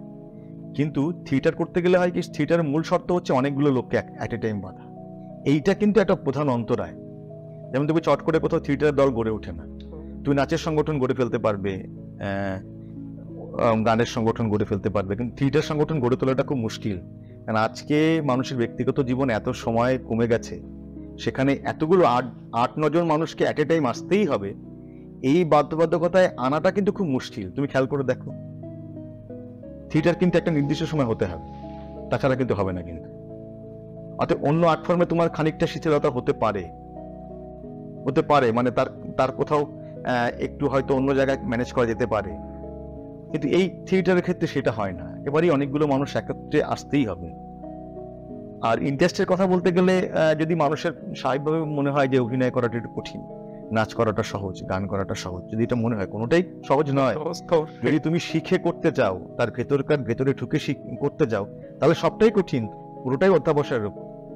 কিন্তু তাৎক্ষণিকভাবে মানুষের মনে হয় কিনা জানি না যে থিয়েটার খুব কঠিন বিষয়, তুলনামূলক এই আর্ট ফর্মগুলো একটু সহজ, অথবা আমি আমার ছেলে মেয়েদের এই আর্ট ফর্মগুলোতে। বা এটাও একটা কথা যে আমাদের বগুড়াতে যদি আরো অনেক নাটক স্কুল গড়ে উঠতো, 2-3টে, আমরা যেমন একটা চর্চা করি, তাহলে হয়তো অনেক মানুষ থিয়েটারে আসতে। বা আমার তো প্রতিযোগিতা দেখতে খুব ভালো লাগে, মানে আপনি একজন প্রতিযোগী, সেখানে আপনার হয়তো ভালো নাও লাগতে পারে, আমার তো খুব ভালো লাগে দেখতে। না, সে তো বটেই। এবং এইটা তো চলে আমাদের। এবং আমরা যেমন একরকম ভাবে অ্যাম্বিয়েন্স তৈরি করার চেষ্টা করছি। দেখো, সবটা আমি পেরেছি বলবো না, আমাদের সংগঠন 36 বছর হতে পারে, কিন্তু তার মানে যে আমরা সর্বত্র পৌঁছাতে পেরেছি থিয়েটার নিয়ে তা তো নয়। থিয়েটারের ভীষণ মাইনরিটি কালচার, মানে কম মানুষ দেখেন, কম মানুষ করেন, এটা থিয়েটার একটা প্রচলিত কথা আছে। কিন্তু এইটা তো শিল্পের উদ্দেশ্য নয়। শিল্পের উদ্দেশ্য হচ্ছে সমাজের সর্বস্তরে মানুষের কাছে পৌঁছানো। হয়তো থিয়েটার পারেনি, সেটা থিয়েটারের ব্যর্থতা। আমরা আমাদের মতো করে চেষ্টা করে যাচ্ছি। যে যেমন আমাদের এই অন্তর্প্রকাশই বলো, এখানে নিয়মিত থিয়েটার দেখা যায়, এবং ওই হলকে কেন্দ্র করে একটা আমাদের 100-150 জন মানুষের একটা হোয়াটসঅ্যাপ গ্রুপ আছে, যেখানে আগামীতে হলে কি থিয়েটার হবে সেইটা আমরা লিখে দিই। এটা একটা ভালো উদ্যোগ, কারণ অনেক সময় জানতেই পারি না হবে না হবে। এবং সেটা তোমাকে আমি জুড়ে দেবো পরে, সেটা তুমি যে মাসে আসো, তুমি তো এই মাসে পারবে জানা দরকার যে এই মাসে যেটা হচ্ছে যেতে পারবো না, সেটা তারা আসছে, এটা জানতে পারলে। তো সেইটাতে কিন্তু আমাদের ভীষণ একটা খুব গুরুত্বপূর্ণ কাজ হয়েছে। এবং এই হলটা আমাদের একদিক দিয়ে বিরাট একটা উপকার করেছে আমাদের দলকে। সেটা হচ্ছে নিয়মিত নাট্যকর্মীর কিন্তু একটা সাপ্লাই দিচ্ছে আমাদের। অভিনেতার যে সংকট, যে জেনারেশন, অনেক মানুষ কর্মসূত্রে বা বিভিন্ন কারণে দল থেকে চলে যান, সেই গ্যাপটাতে আবার পরবর্তী প্রজন্ম এসে ভরে দেন। এই হলটা কিন্তু মানুষকে থিয়েটার দেখিয়ে উৎসাহিত করে একরকম ভাবে কিন্তু থিয়েটারে আমাদের লোক আনছেন। এটা কিন্তু আমাদের একটা অত্যন্ত বড় সাফল্য। ছোট্ট ঘরটা ছোট্ট, 20 সিটের।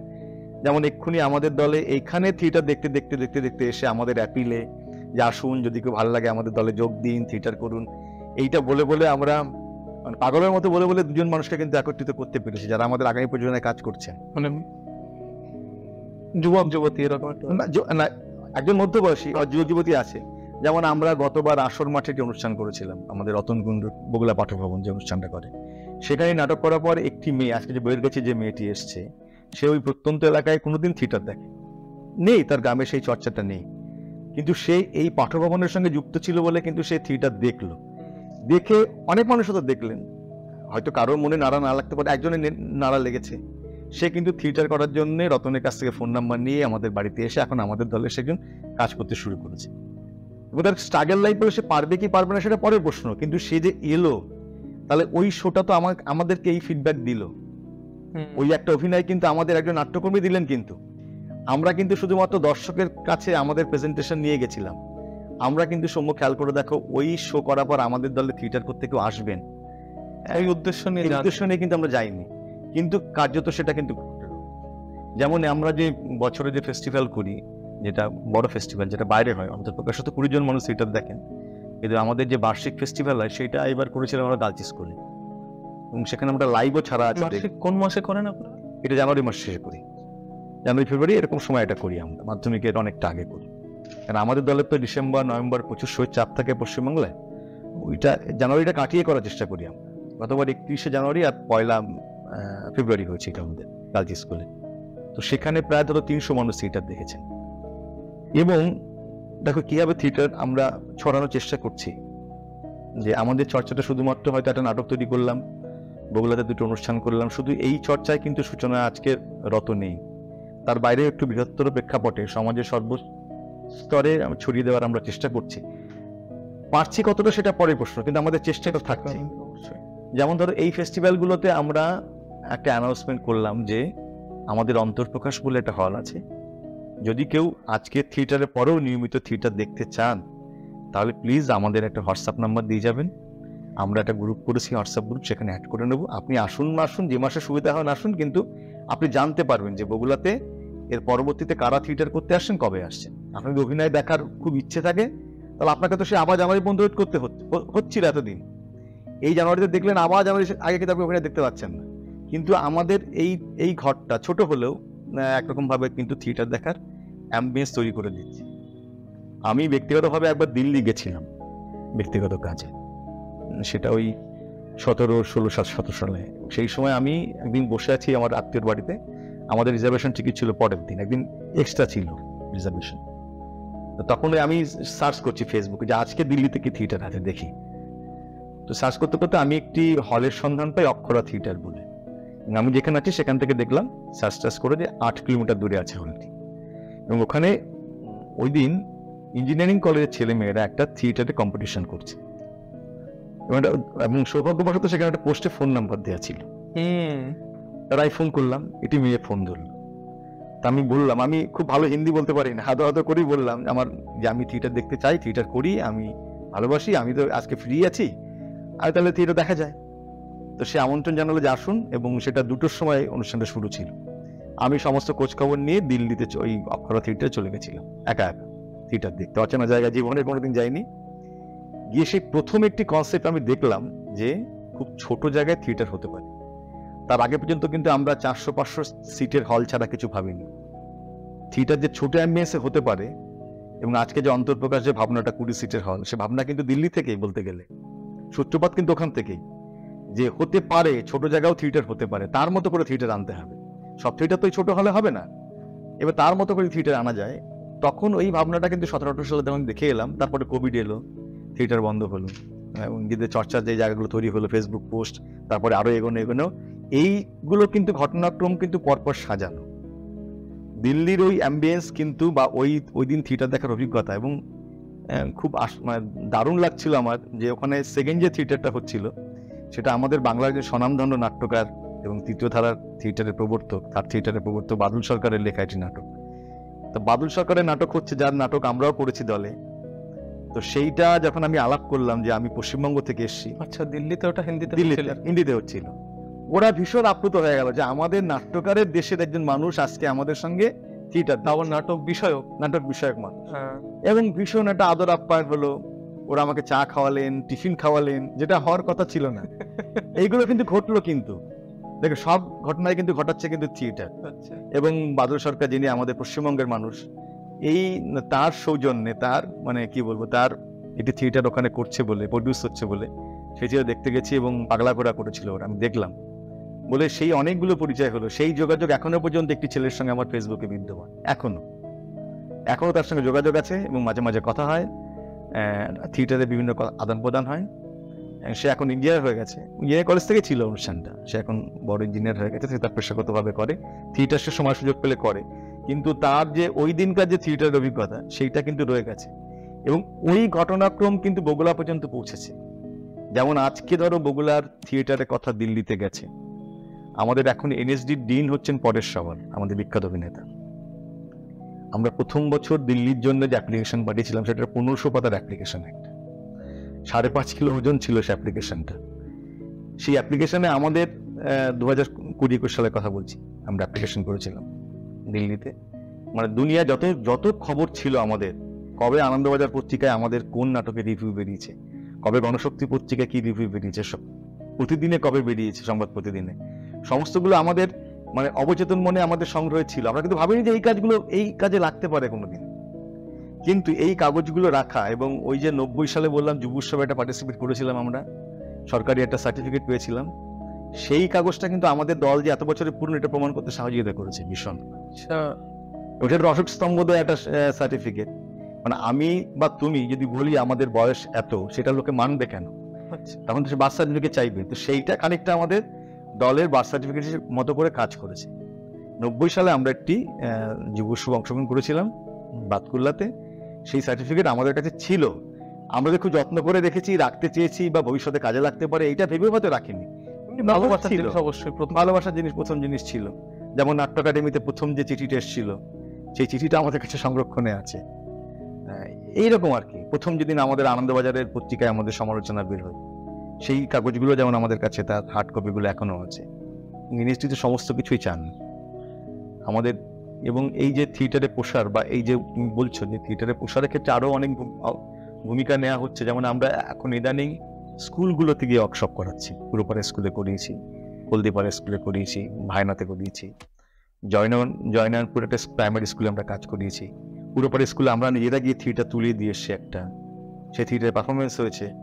এবং এখন এই মুহূর্তে আমাদের ছোটদের টিমে যারা কাজ করেন, যে 15টি বাচ্চা কাজ করে স্কুলে, মানে যেটা বাৎসরিক অনুষ্ঠানে হয় স্যারেরা ছাত্রছাত্রী, ওটার কথা না, ওটা না। আমরা আমাদের মতো উদ্যোগ নিয়ে করেছি। মানে যে বগুড়া কলেজে 75 বছর পূর্তি হলো কিছুদিন আগে, সেখানটা অনুনাটকের কম্পিটিশন ছিল। তুমি যে স্যারের সাক্ষাৎকার দেখালে, উনি জাজ ছিলেন ওখানকার। এবং ওই অনুনাটক কম্পিটিশনে আমাদের নাটক একটা পুরস্কার পেয়েছিল, সেটা আমরা করেছিলাম। এবং এখন এই মুহূর্তে আমাদের দলে যে 15টি বাচ্চা ছেলেমেয়েরা কাজ করে, প্রতি রোববার থিয়েটার শিখতে আসে, তাদের মধ্যে 6-7টা বাচ্চা কিন্তু পুরোপাড়া স্কুলের। এবং আমরা ওখানে গিয়ে ওয়ার্কশপ করিয়েছি, থিয়েটারে ক্যাম্পেনিং করিয়েছি। সেই সার্টিফিকেট স্যাররা, আমাদের মাননীয় শ্রী বিদ্যুৎ নস্কর মহাশয় আমাদেরকে লিখে দেন স্কুলের প্যাডে, যে হ্যাঁ এরা এখানে দীর্ঘদিনের পুরনো একটা থিয়েটারের দল, এদের কাজকর্ম সম্পর্কে আমরা জানি। এগুলো এনএসডি চান। এলাকার বিভিন্ন স্কুল থেকে যারা স্যার আছেন তাদের লিখিত একটা কিছু ডকুমেন্টস চান। যেমন জোড়াসাঁকো থেকে আমাদের হৈমন্তী আছেন, হৈমন্তী চট্টোপাধ্যায়, উনি আমাদের বিভাগীয় যিনি প্রধান, তিনি লিখে দেন যে হ্যাঁ এই থিয়েটার দলকে জানি। এবং আমাদের যে রেজিস্ট্রেশন আছে দল তো সব দিক দিয়ে দলের ইনকাম ট্যাক্স আছে, সরকারি যেহেতু গ্রান্ট পায়, সমস্ত কাগজপত্র তো আমাদের এখন ওকে। দলের নিজস্ব প্যান কার্ড আছে, মেমোরেন্ডাম আছে, রেজিস্ট্রেশন আছে, অডিট হয় দলে, নিয়মিত খাতা লেখা হয়, খাতা মানে হিসাবপত্র মেনটেন করা হয়, সবটাই খুব সাইন্টিফিক হতে হয়। এবং এই যে একটা সংগঠন দীর্ঘদিনের চলে বা চলছে, সেটার অনেকগুলো ভিত্তি কিন্তু এইগুলোই। সেগুলোকে একটু হলেও তোমাদের ভালোবাসায় বা সকলের শুভেচ্ছায় আমরা হয়তো শক্ত হাতে এখনো রাখতে পারছি বলে সংগঠন আছে আর কি। এবং এত মানুষ এসছেন, মাঝে কিন্তু একটা ভাটা পড়েছে, কিন্তু মানুষ থিয়েটার দেখতে বেরোচ্ছিলেন না, অভিনয় দেখতে বেরোচ্ছিলেন না। আজকে সূচনা ফেস্টিভ্যাল করলে সেখানে 300 মানুষ থিয়েটার দেখছেন। এই যে সিপিএম পার্টিপেশের উপরে যেটা অনুষ্ঠান করলাম আমরা, পশ্চিমবঙ্গ নাট্য একাডেমির অর্থনীতি যেটা হলো, সেখানে আমরা 100 মানুষকে থিয়েটার দেখাতে পেরেছি। ওখানে জায়গাটি ছোট বলে ওই যে 300 মানুষ থিয়েটার দেখলেন, তাদেরকে আমরা হাতে পায়ে ধরে অনুরোধ করেছি, আপনারা আগের বার 3টে টিকিট নিয়েছেন, এবার প্লিজ একটা নিন। 3টে টিকিট নিয়েছেন মানে ওটা কিন্তু টিকিট কেটে নাটক দেখেছে লোকে। 3টে টিকিট কেটেছে মানে ধরো কোনো পরিবার থেকে 3 জন মানুষ এসেছেন থিয়েটার দেখতে, আচ্ছা 3টে টিকিট কেটেছে, 100 টাকা করে 300 টাকা টিকিট কেটেছেন। আর এই ফেস্টিভ্যালটা ফ্রি ছিল, এত সরকারি অর্থায়ন করলে হয়েছে ফ্রি। এবার তাদের তো আমাদের ফ্রি থিয়েটার দেখানোটাও কর্তব্য। কিন্তু জায়গা তো ছোট, ওখানে 300 লোক ধরে, এখানে 100 লোক ধরে। তখন তাদেরকে অনুরোধ করা হয়েছে যে আপনারা প্লিজ একটা টিকিট নিন। আমন্ত্রণপত্র ফ্রি ছিল, এটা কোনো প্রবেশ মূল্য রাখা হয়নি, প্রবেশ অবাধ ছিল। কিন্তু তারা এসছেন, দেখেছেন, এবং তারা শেয়ার করে বাড়ির 2জন মিলে এসছেন।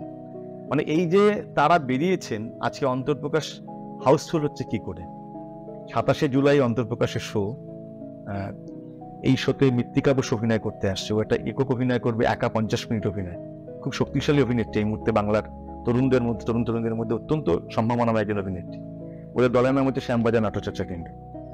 সেইটা শো হবে 27শে জুলাই আমার এখানে। এবং আমরা গত জুন মাসের 15-এ আমরা ফেসবুকে পোস্ট দিয়েছি যে 44 জন মানুষ নেওয়া হয়ে গেছে আমাদের। আমরা অনুরোধ করছি, আমাদের আরো অনুরোধ করবেন, কারণ ওখানে ঘরে ধরবে না লোক। সেটা হাউসফুল হয়েছে 1.5 মাস আগে। তাহলে একেবারে যে থিয়েটারের কাজকর্মগুলো বা থিয়েটারের বিষয়গুলো ছড়াতে পারছি না একেবারে, হয়তো খুব বৃহত্তর সমাজের ক্ষেত্রে হয়তো ছড়াতে পারি, আমরা চেষ্টা করে যাচ্ছি, লড়ে যাচ্ছি আমরা। কিন্তু একটু হলেও আমাদের সূচনা সামান্য হলেও কিন্তু একটু ছড়াতে পেরেছে। তাহলে এই যে এত মানুষ আসছেন কেন বা কিভাবে আসছেন? দিনের পর দিন আসছেন, তারা নিয়মিত আসছেন। 7 দিন আগে আমি আবার তোমাকে বলছি, তুমি 7 দিন আগে বললে ওখানে থিয়েটার দেখাটা একবার অসম্ভব। তোমাকে মিনিমাম 7 দিন আগে তোমাকে জানাতে হবে। সবসময় টিকিটের মূল্য থাকে তাও না, আর বেশিরভাগ সময় থাকে স্বেচ্ছা দান। যদি 10 টাকাও দেন আমরা তাতেও কোনো আপত্তি নেই। যদি মনে করেন যে 100 টাকা দেন তাতেও কোনো, মানে যে যার খুশি দেন।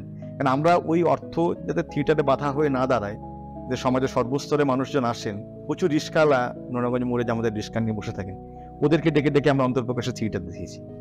যারা অর্থ দেওয়ার সামর্থ্য নেই, তারা 100 টাকায় শুনলে তো ভয় পেয়ে যাবেন স্বাভাবিক কারণে। তাদের বলছি কোনো পয়সা দিতে হবে না, কিচ্ছু লাগবে না, তুই দেখবি থিয়েটার দেখে বেরিয়ে যাবি। সময় তুমি বিশ্বাস করবে না, তারা থিয়েটার দেখে এমন 3 জন মানুষ, মানে এগুলো অত্যন্ত ভালোবাসার জায়গা। তারা না ওই বেরোনোর আগে 50 টাকা করে দিয়ে গেছেন আমাদের। না না নিন, এটা তো দিনে একটা খরচ আছে, হয়তো খরচ আমরা বুঝতে পেরেছি যেটা খরচ আছে একটা, এই নিজেরাও তো কর্মঠ মানুষ, তো তারাও বুঝবে যে প্রত্যেক কাজে হ্যাঁ, মূল্য রয়েছে, মূল্য রয়েছে, এবং তারা আমরা না চাইলেও তারা দিয়ে গেছেন এবং জোর করে বুঝে দিয়ে গেছেন যে না নিন, এবং সেটা নিতে আমাদেরই কষ্ট হয়েছে। তিনি 50 টাকা দিলেন, এটা না হলেও তো আমাদের কাজটা আটকাতো না, চলছে তো ভালোবেসে তারা দিয়েছেন, তখন তাদের অনারে আমাদের রাখতে হয়েছে এবং অনুরোধ করে আমরা তাদের কানে কানে এই কথাটা বুঝিয়ে দিয়েছি যে প্লিজ পরের শোতে কিন্তু আপনি আসবেন, আর পরের বার কিন্তু আপনি টাকা দেবেন, আপনি পরের বার ফ্রিতে থিয়েটার দেখে যাবেন। তো এইটা আমরা সমাজের সর্বস্তরে থিয়েটার ছড়ানোর চেষ্টা করছি, শুধু দর্শক হিসেবে নয়, আমাদের দলে এই মুহূর্তে যারা থিয়েটার করছেন, টোটো চালক থেকে শুরু করে কলেজের প্রফেসর, চাষবাস করেন এমন মানুষ থেকে শুরু করে সমস্ত প্রফেশনের, নিম্ন মধ্যবিত্ত, উচ্চ মধ্যবিত্ত, খুব হাই প্রোফাইল চাকরি করেন এমন লোকও আছেন, খুব বেকার, খুব দুরবস্থার মধ্যে দিয়ে আছেন, দুরবস্থার মধ্যে দিয়ে এমন মানুষও থিয়েটার করছেন। আমরা চেষ্টা করছি সবাইকে জোরবার। মানে পর্দার পেছনে তো অনেক কিছু জানতে পারলাম, মানে আমার নাটক বা নাট্য অভিনয় সম্বন্ধে সেরকম ধারণা ছিল না। যেহেতু প্রথম পডকাস্ট কিছু জিনিসের মধ্যে সীমিত করে, অবশ্যই আপনাকে পরবর্তীকালে আরো মানে জানতে চাইবো। শেষে একটা জিনিস আমার জানার খুব ইচ্ছা থাকে যে আপনি একজন নাট্য দল হিসাবে অবশ্যই খুব সুন্দর করে বললেন যে বিভিন্ন বিষয়কে কি করে তুলে ধরা হয় বা কি করে যে এতগুলো স্ট্রাগল থাকে সেগুলোকে পেরিয়ে একটা জায়গায় পৌঁছানো যায়, এই প্রক্রিয়াগুলো কেমন। একটা মানে ছেলে বা মেয়ে সে অভিনয় করতে চাইছে বা নাট্য দলের অংশ হতে চাইছে, এবং আমি প্রথমে যেটা মানে জিজ্ঞাসা করেছিলাম যে সে এটাকে ফুল টাইম করবে কি করে, বা কাজের পাশাপাশি চালাতে হবে, বা কি করে জিনিসটা শুরু করে সে, বা করতে পারবে কিনা, হ্যাঁ খুব পারবে কিনা, প্রথমবার শুরু করে কি করে সে, যে আমি কিছু জানি না, আমি একদম কাঁচা মাল যাকে বলে আর কি, যে কোনো ইয়ে, যে আমি কি করে শুরু করবো, তার কাছে কি মানে বার্তা থাকবে আপনার? দেখো একেবারে এটা যদি শুরুর কথা বলা হয়, আমাদের থিয়েটার যারা একদম প্রাচীন, যারা বিজ্ঞ মানুষ, যারা বিশেষজ্ঞ মানুষ, তারা বলে গেছেন যে মানুষ অভিনয় করতে করতে বড় হয়। মানে প্রথম অভিনয় করে যখন তার মা তাকে হয়তো ওই দুধ খাওয়াচ্ছেন না, সেখান থেকে তার অভিনয় শুরু হয়। সে ইচ্ছে করে কাঁদে, হয়তো ইচ্ছে বেশি বেশি করে কাঁদলো, যেটুকু শব্দ করলে তার মা তার কাছে আসেন, বা তার একটু আদর খেতে ইচ্ছে করছে, বা এটা বাচ্চারা কিন্তু করে, দেখবে কোনো বায়না করলে সেই বায়নাটাকে যতটুকু মেনটেন করে বা বড়রা খুব দ্রুত মেনে নেয়, তার জন্য তারা যেটা করে সেটাও এক প্রকার অভিনয়ের মতোই, সবটার মধ্যে যে সত্যি থেকেও কিন্তু বাড়িয়ে থাকে। মানে অভিনয় কি, আমরা অভিনয়কে বলি যে যেটা আমরা বাস্তবে দেখি তার থেকে একটু কোথাও কল্পনা শক্তি মিশিয়ে, একটু কোথাও রং লাগিয়ে, একটু কোথাও আকর্ষণীয় করে প্রেজেন্টেশন, যেটা হুবহু এক কিন্তু হুবহু নয়, একেবারে কিন্তু হুবহু অভিনয় নয়। অভিনয় বিষয়টা কিন্তু পুরোপুরি একটি মানুষকে, আমি সৌম্য চরিত্র অভিনয় করলাম, মানে সৌম্য যেরকম করে কথা বলছে সেইটাকে করে ফেলা নয়, সৌম্য কিরকম করে কথা বলতে পারত, যদি মানে একই রকম থেকে সৌম্য স্টাইলটাকে নিয়েই সৌম্য আরো কি করতে পারত। সৌম্য যদি এটা করতে করতে ওই সাক্ষাৎকার নিতে নিতে যদি একটু চুলে হাত দিত, তাহলে সেটা স্টাইলিজেশন হতো। সৌম্য কি করে দুবার একটুখানি হয়তো একটু একটু গোপটা ঠিক করে, দাড়ি ঠিক করে নিল, এই স্টাইলাইজেশনের গুরুত্ব কিন্তু থিয়েটার দেয়। শুধুমাত্র মানে আরো চরিত্র কল্পনা শক্তি, অনেক কিছু থিয়েটার মানে যেটা বাস্তবিক আমরা দেখি। তুমি চারপাশে ধরো প্রচুর মদ্যপ মানুষের দেখতে পাও রাস্তাঘাটে, যখন তুমি থিয়েটারে একটা মদ্যপের চরিত্রে কোনো আলাদা দেখবে তুমি সেটুকু তো দেখতে পাবেই, যার ফলে বিশ্বাসযোগ্যতা হবে, বিশ্বাসযোগ্যতা মনে হবে যে না সত্যি লোকটা দারুণ অভিনয় করেছে, একদম মাতাল বলেই মনে হচ্ছে। কিন্তু তারপরও সে এমন কিছু রিয়াকশন যোগ করবে যেটা তোমাকে দেখতে বাধ্য করবে, তখনই তুমি দেখবে। এই কারণে বলছি, তুমি যদি হুবহু পাড়ার যে অভিনয়টা তুমি দেখো, যেটা অভিনয় করেনি, বাস্তবিক যে অভিনয়টা দেখো, যদি সেটা হুবহু মঞ্চে হয়, তুমি কিছুক্ষণ পর আকর্ষণ হারাবে, কারণ তুমি সিমিলার জিনিসটা আগে দেখেছো। ও যখন তোমাকে ওই সিমিলার জিনিসের পরও নতুন কিছু যোগ করতে পারবে, তখন তুমি বসে থাকবে এরপরে কি এরপরে কি এরপরে কি এরপরে কি সেটা বোঝবার জন্য। আরেকটা বিষয় হচ্ছে, ওকে তো যে পাড়ায়, আমরা চলতি কথায় বলি, পাড়ায় যে মাতালটি মদ খেতে খেতে যায়, তাকে কিন্তু সংলাপ স্পষ্ট শোনানোর দায় নেই। সে আপনি বাবা যদি সে নিজের কথা বলে, সে হয়তো বললো আমার বাবা খুব খারাপ, কিন্তু সেইটা স্পষ্ট করে বলার দায় কিন্তু তার নেই, সে নিজে বুঝলেই হবে। কিন্তু যখন একজন অভিনেতা মঞ্চে অভিনয় করবেন, মাতালের অভিনয় করছেন, তখন তাকে এই সূক্ষ্ম ব্যালেন্সটা রাখতে হয় যে আমার বাবা খুব খারাপ, এই শব্দটা তাকে বোঝাতে হয়, এবং সেটা মদ্যপান করে আছে এটা নিয়ে, মানে একেবারে যদি মদ্যপ অভিনেতা যদি ফ্রেশ গলায় বলেন আমার বাবা খুব খারাপ, তাহলে সেটা তো মদ্যপই হলো না, কিন্তু তাকে ওই মদ খাওয়ার ওই আধারটাকেও নিতে হচ্ছে, আবার তাকে সে যেটা বলতে চায় তার বাবা খুব খারাপ এই কথাটা দর্শকের কাছে পৌঁছতে হবে, সেটাও কিন্তু তাকে বলতে হবে। এই দুয়ের মিশেলের কাজই হচ্ছে অভিনয়। আমাদের একজন সিনিয়র মোস্ট মানুষ আছেন কৌশিক চট্টোপাধ্যায়, তিনি এই কথাটা খুব বলেন যে অভিনয় শুধু নয়, আকর্ষণীয় অভিনয়টাই হচ্ছে অত্যন্ত গুরুত্বপূর্ণ কাজ। আর নতুনদের ছেলে মেয়েদের কথা জিজ্ঞেস করলে তুমি দেখো, অভিনয় করার একটা অদম্য ইচ্ছে মানুষের থাকে, কারণ চারপাশে যখন একটা মানুষ ফিল্ম দেখেন, থিয়েটার দেখেন বা কোন অভিনয় দেখেন, তখন অনেকেরই ইচ্ছে হয় যে আমরা ওই রকম অভিনয় করতে পারি, মিডিয়াতে গিয়ে কাজ করতে পারি, ফিল্মে কাজ করতে পারি। প্রাইমারিতে ফিল্মের ঝোঁকটাই বেশি করে আসে মানুষের, যেহেতু থিয়েটারের চর্চাটা চারপাশে কম দেখেন। কিন্তু সেইটা করতে গিয়ে আমরা দেখেছি এরকম প্রচুর মানুষ, প্রচুর ছেলে মেয়েকে আমাদের গার্জেনরা আমাদের দলে নিয়ে এসছেন, যাদের মূল লক্ষ্য হচ্ছে মিডিয়াতে কাজ করাবেন, এবং সেই গার্জেনদের মনে হয়েছে যে আমাদের ছেলে বা মেয়ে খুব দারুণ অভিনয় করে, আগে থেকে তাদের মনে হয়েছে। এটা কিন্তু অভিভাবকদের মনে হয়, ছেলের বাড়িতে কাজকর্ম দেখে মনে হয়েছে দারুণ করেন।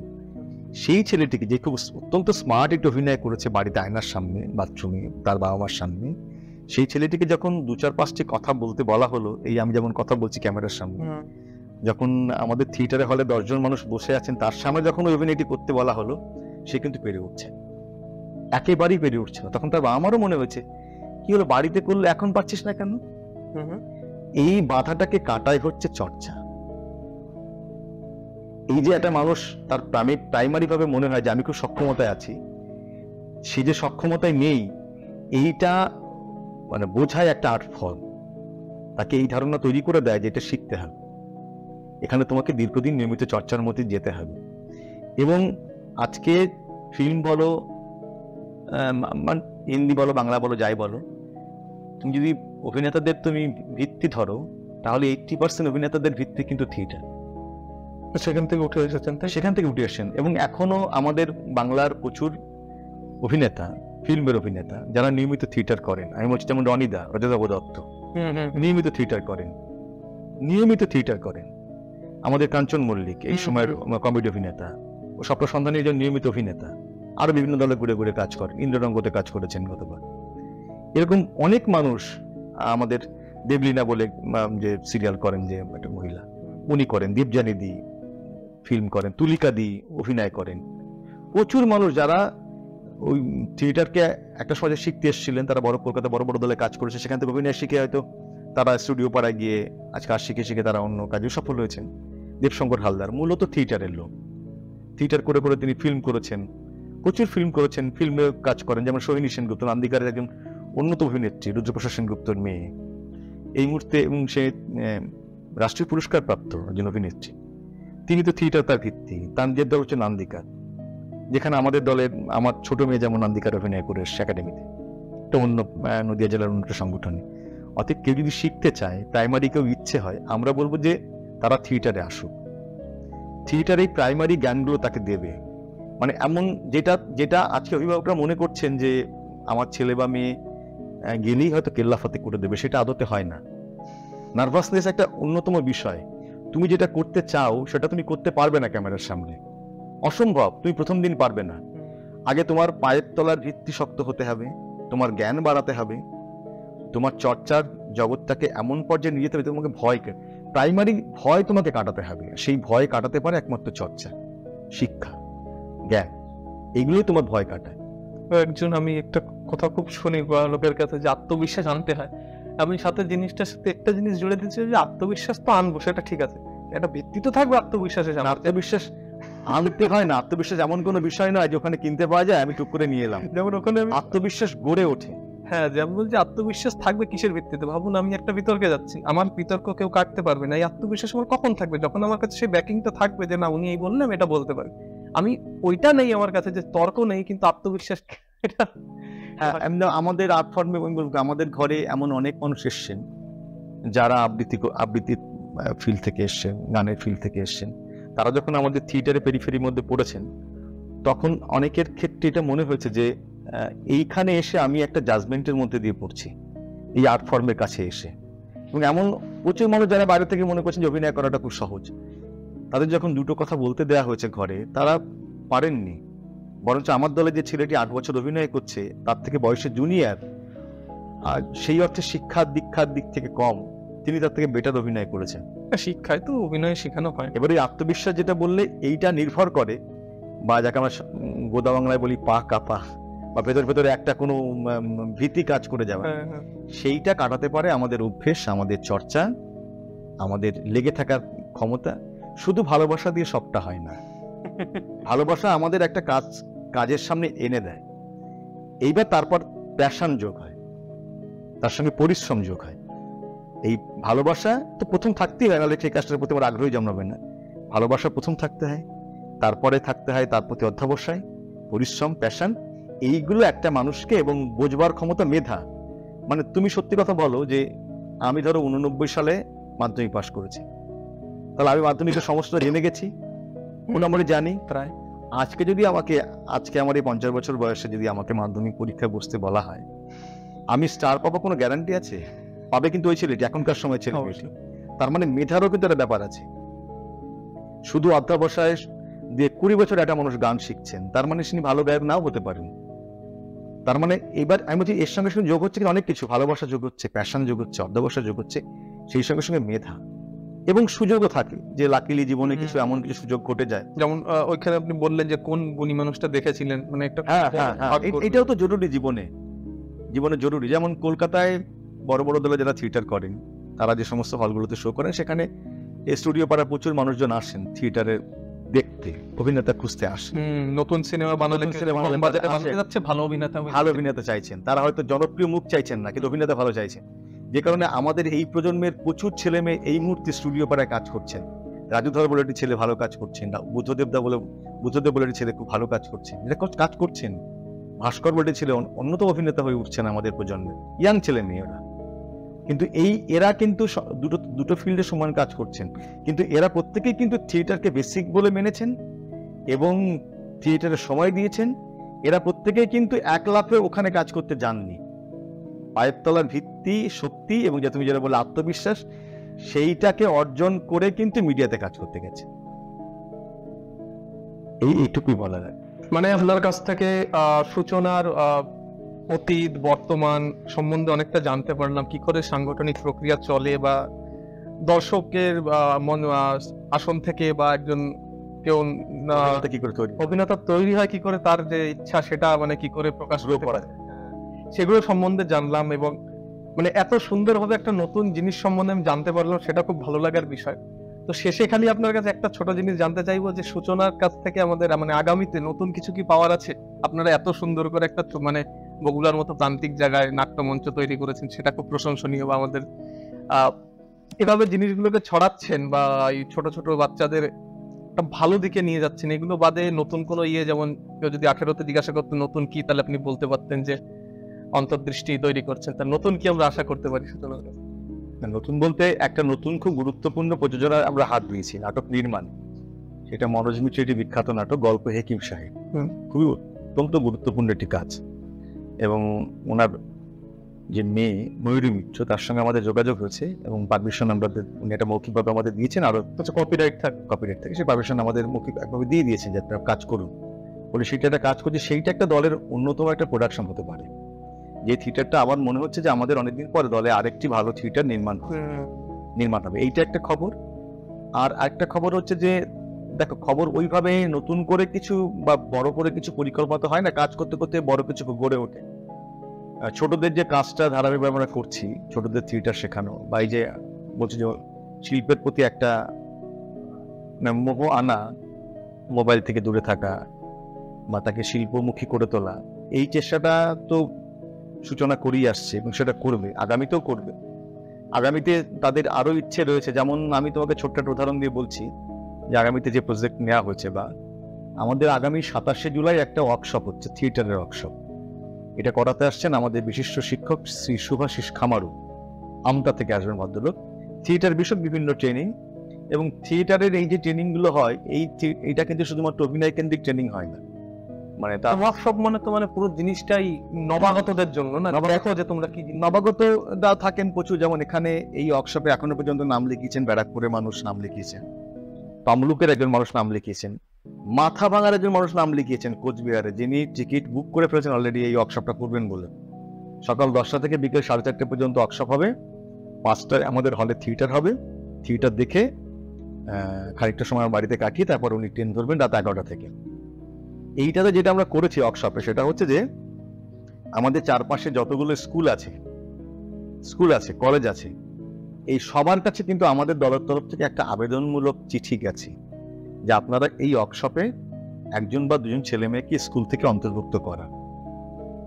একবারে হয়তো অনেক লোক আসবেন না, যদি একটা স্কুল থেকে একজন মানুষও থিয়েটারের বিষয় শিখে যান, থিয়েটারের এই যে শেখাগুলো, ওয়ার্কশপগুলো, এটা শুধু অভিনয় কেন্দ্রিক হয় না, তার স্মার্টনেস বাড়ানো, তার ধরো কথা বলার দক্ষতা, ভয় না পাওয়া, আত্মবিশ্বাস ফিরে পাওয়া, এই সমস্তটাই কিন্তু এই ওয়ার্কশপগুলোতে একটা নতুন পরিবারের বাইরে একটা ভালো মহল পাওয়া। এবং ধরো সবাই যে ইঞ্জিনিয়ার, ডাক্তার, শিক্ষক হবেন এমন তো নন, বিকল্প প্রচুর পেশা হয়ে গেলে আছে, খুঁজে পাওয়া যাবে না। হ্যাঁ, এবং যদি অন্য পেশাতেও কেউ যান, কেউ তো এমনও হতে পারে যে অভিনয় করেই তিনি সংসার যাপন করছেন। আমরা যে বড় বড় অভিনেতাদের দেখতে পাই, থিয়েটারে হয়তো সেই অর্থে একটু পয়সা মানুষ কম পান, কিন্তু থিয়েটার থেকে তো একটা অন্য ফিল্ডে কাজ করার সুযোগ থাকে, ফিল্ম করার সুযোগ থাকে, সিরিয়াল সুযোগ থাকে, যেখানে করলে অর্থ উপার্জন করা যায়। তো সেটা হতে পারে। আমাদের আগামী পরিকল্পনা বলতে এইটাই যে শুধুমাত্র একটা নির্দিষ্ট কিছু প্রফেশন ভিত্তিক মানুষের মধ্যে ভাবনাটাকে না ঢুকিয়ে যদি অন্য কোনো প্রফেশন, যেটাও প্রফেশন হতে পারে, আমাদের চারপাশে হয়তো সেই নজির কম, কিন্তু যদি হয়, হতে পারে, বা আমরা সেই সম্ভাবনাগুলো খুলে দিই। যেমন NSD, national school of drama, তারা একটা কোর্স করান, সেখান থেকে কোর্স করে প্রচুর মানুষ কিন্তু ইন্ডাস্ট্রিতে কাজ করেন, কেউ ফিল্ম ইন্ডাস্ট্রিতে কাজ করেন, কেউ আবার শুধু থিয়েটার নিয়ে কাজ করেন। যেমন গোবরডাঙ্গায় একটি মেয়ে আছে আমাদের পরিচিত, ভূমিষ্যতা দাস, তিনি এনএসডি পাস আউট, আমাদের ওয়ার্কশপও করিয়ে গেছেন। সে থিয়েটার নিয়ে ওখানে কাজ করেন এবং তাদের পরিবারের সকলেই থিয়েটারের সঙ্গে যুক্ত। তারা একটি বড় হল নিজেদের দলের তরফ থেকে কিন্তু বানিয়েছেন, বিরাট বড় হল একটা। আমাদের গুলজার ভবনের প্রায় 50% হল তারা ব্যক্তিগত এই থিয়েটার কেন্দ্রিক বিভিন্ন রকম কাজকর্ম করে তারা বানিয়েছে। আবার তুমি আজকে যদি বোম্বের ফিল্মের বড় বড় অভিনেতারা দেখো, নাসিরুদ্দিন শাহ বলো, ওম পুরী বলো, আমাদের ইরফান খান যে মারা গেলেন, বা আমাদের নওয়াজুদ্দিন সিদ্দিকী, আমাদের মিঠুন চক্রবর্তী, বড় বড় যে অভিনেতা, তাদের ভিত্তি কিন্তু এনএসডি থিয়েটার। কিন্তু তার মানে আমরা আগামী প্রজন্মকে এটাই বলতে চাই যে অভিনয় শিখলে সেটা করে কমবে খাওয়া যায় না, বেঁচে থাকা যায় না, এমনটা নয়। যদি সেটা সত্যি কাজের মতো শেখা যায়, মানে অল্প বিস্তর শিখলে যে কোনো কাজেই সাকসেসফুল হওয়া যায়। যে কোনো কাজেই মেধাবীরাই তো গুরুত্ব পান, ডাক্তার তো সবাই হন না নিশ্চয়ই। ক্লাস অনে যে ডাক্তার আজকে যে ডাক্তার হচ্ছে, সেও একদিন ক্লাস অনে পড়েছেন, তার সঙ্গে সঙ্গে আরো 50টি সহপাঠী পড়েছেন। আজকের সময় দাঁড়িয়ে যদি বিচার করা যায়, তাহলে ডাক্তার তিনি হয়েছেন, বাকি 24টা সহপাঠী কোথায় গেছেন, বা 49 জন সহপাঠী তারা কি হয়েছে? তাহলে এইটা তো থাকেই, যে কোনো সবাই সব কাজে সাকসেসফুল হন না, তারা হয়তো অন্য প্রফেশনে গেছেন, কেউ অন্য কাজে দক্ষ হয়েছেন, কেউ এই কাজে দক্ষ হয়েছেন। তার মানে আমাদের বলবার বিষয় যে ওই সহপাঠী যদি ধরি ক্লাস অনের, তাহলে ওই 50 জনের মধ্যে ডাক্তার বা ইঞ্জিনিয়ার হয়েছেন হয়তো 1 বা 2 বা 3 জন, বাকি 47 জন তারা কোনো না কোনো কর্ম করেই তো জীবন অতিবাহিত করছেন। কেউ হয়তো ব্যক্তিগত জীবন করতে পারেন, বা কেউ অন্য প্রফেশনে গেছেন। অতএব যাওয়ার সুযোগ কিন্তু আছে। 1, 2, 3 শুধুমাত্র প্রকৃষ্ট উদাহরণ নয় যে কোনো কাজে, আরো 47 জনের উদাহরণও আমাদের দেওয়াটাও কাজ। সেই 47টার মধ্যে আমাদের অভিনয় কর্মটিও পড়ে, যেটা করেও মানুষ তার জীবিকা নির্বাহ করতে পারেন। আমরা যেমন সম্প্রতি এনএসডি গ্রান্ট পাই, আমাদের স্যালারি গ্রান্ট হবে দলে, সেখানে আমাদের আপাতত 3 জন মানুষের নামে অর্থ আমরা বরাদ্দ হয়েছে। তারা কিন্তু একটা অর্থ দল থেকে পান, সেটা হয়তো খুব বড় না, বিরাট কিছু নয়, কিন্তু সৌম্য, তুমি যদি আজকে 25 বছর আগের বা 30 বছর আগেকার দলের পরিপ্রেক্ষিত কথা ভাবো, তাহলে আজকে একটি ছেলে গ্রান্টের উপর নির্ভর করেও তার খানিকটা অর্থ উপার্জন হচ্ছে। আমি কালকে আমরা গ্রান্ট পাবো এটা গ্যারান্টেড নয়, মানে নাও হতে পারে, কিন্তু আজকের সময় দাঁড়িয়ে তো হচ্ছে, খানিকটা হচ্ছে। এবং আজকে থেকে 15 বছর আগে থিয়েটার করতে এসে তাকে ব্যক্তিগতভাবে যে পয়সা খরচ করতে হতো, আজকে তো সেটা হচ্ছে না। সূচনা সেটা অ্যাচিভ করতে পেরেছে। সে ব্যক্তিগত পয়সাগুলো দেওয়াটা কিন্তু বন্ধ করতে পেরেছে এবং থিয়েটার থেকে সামান্য পরিমাণ অর্থ সাহায্য তারা পায়।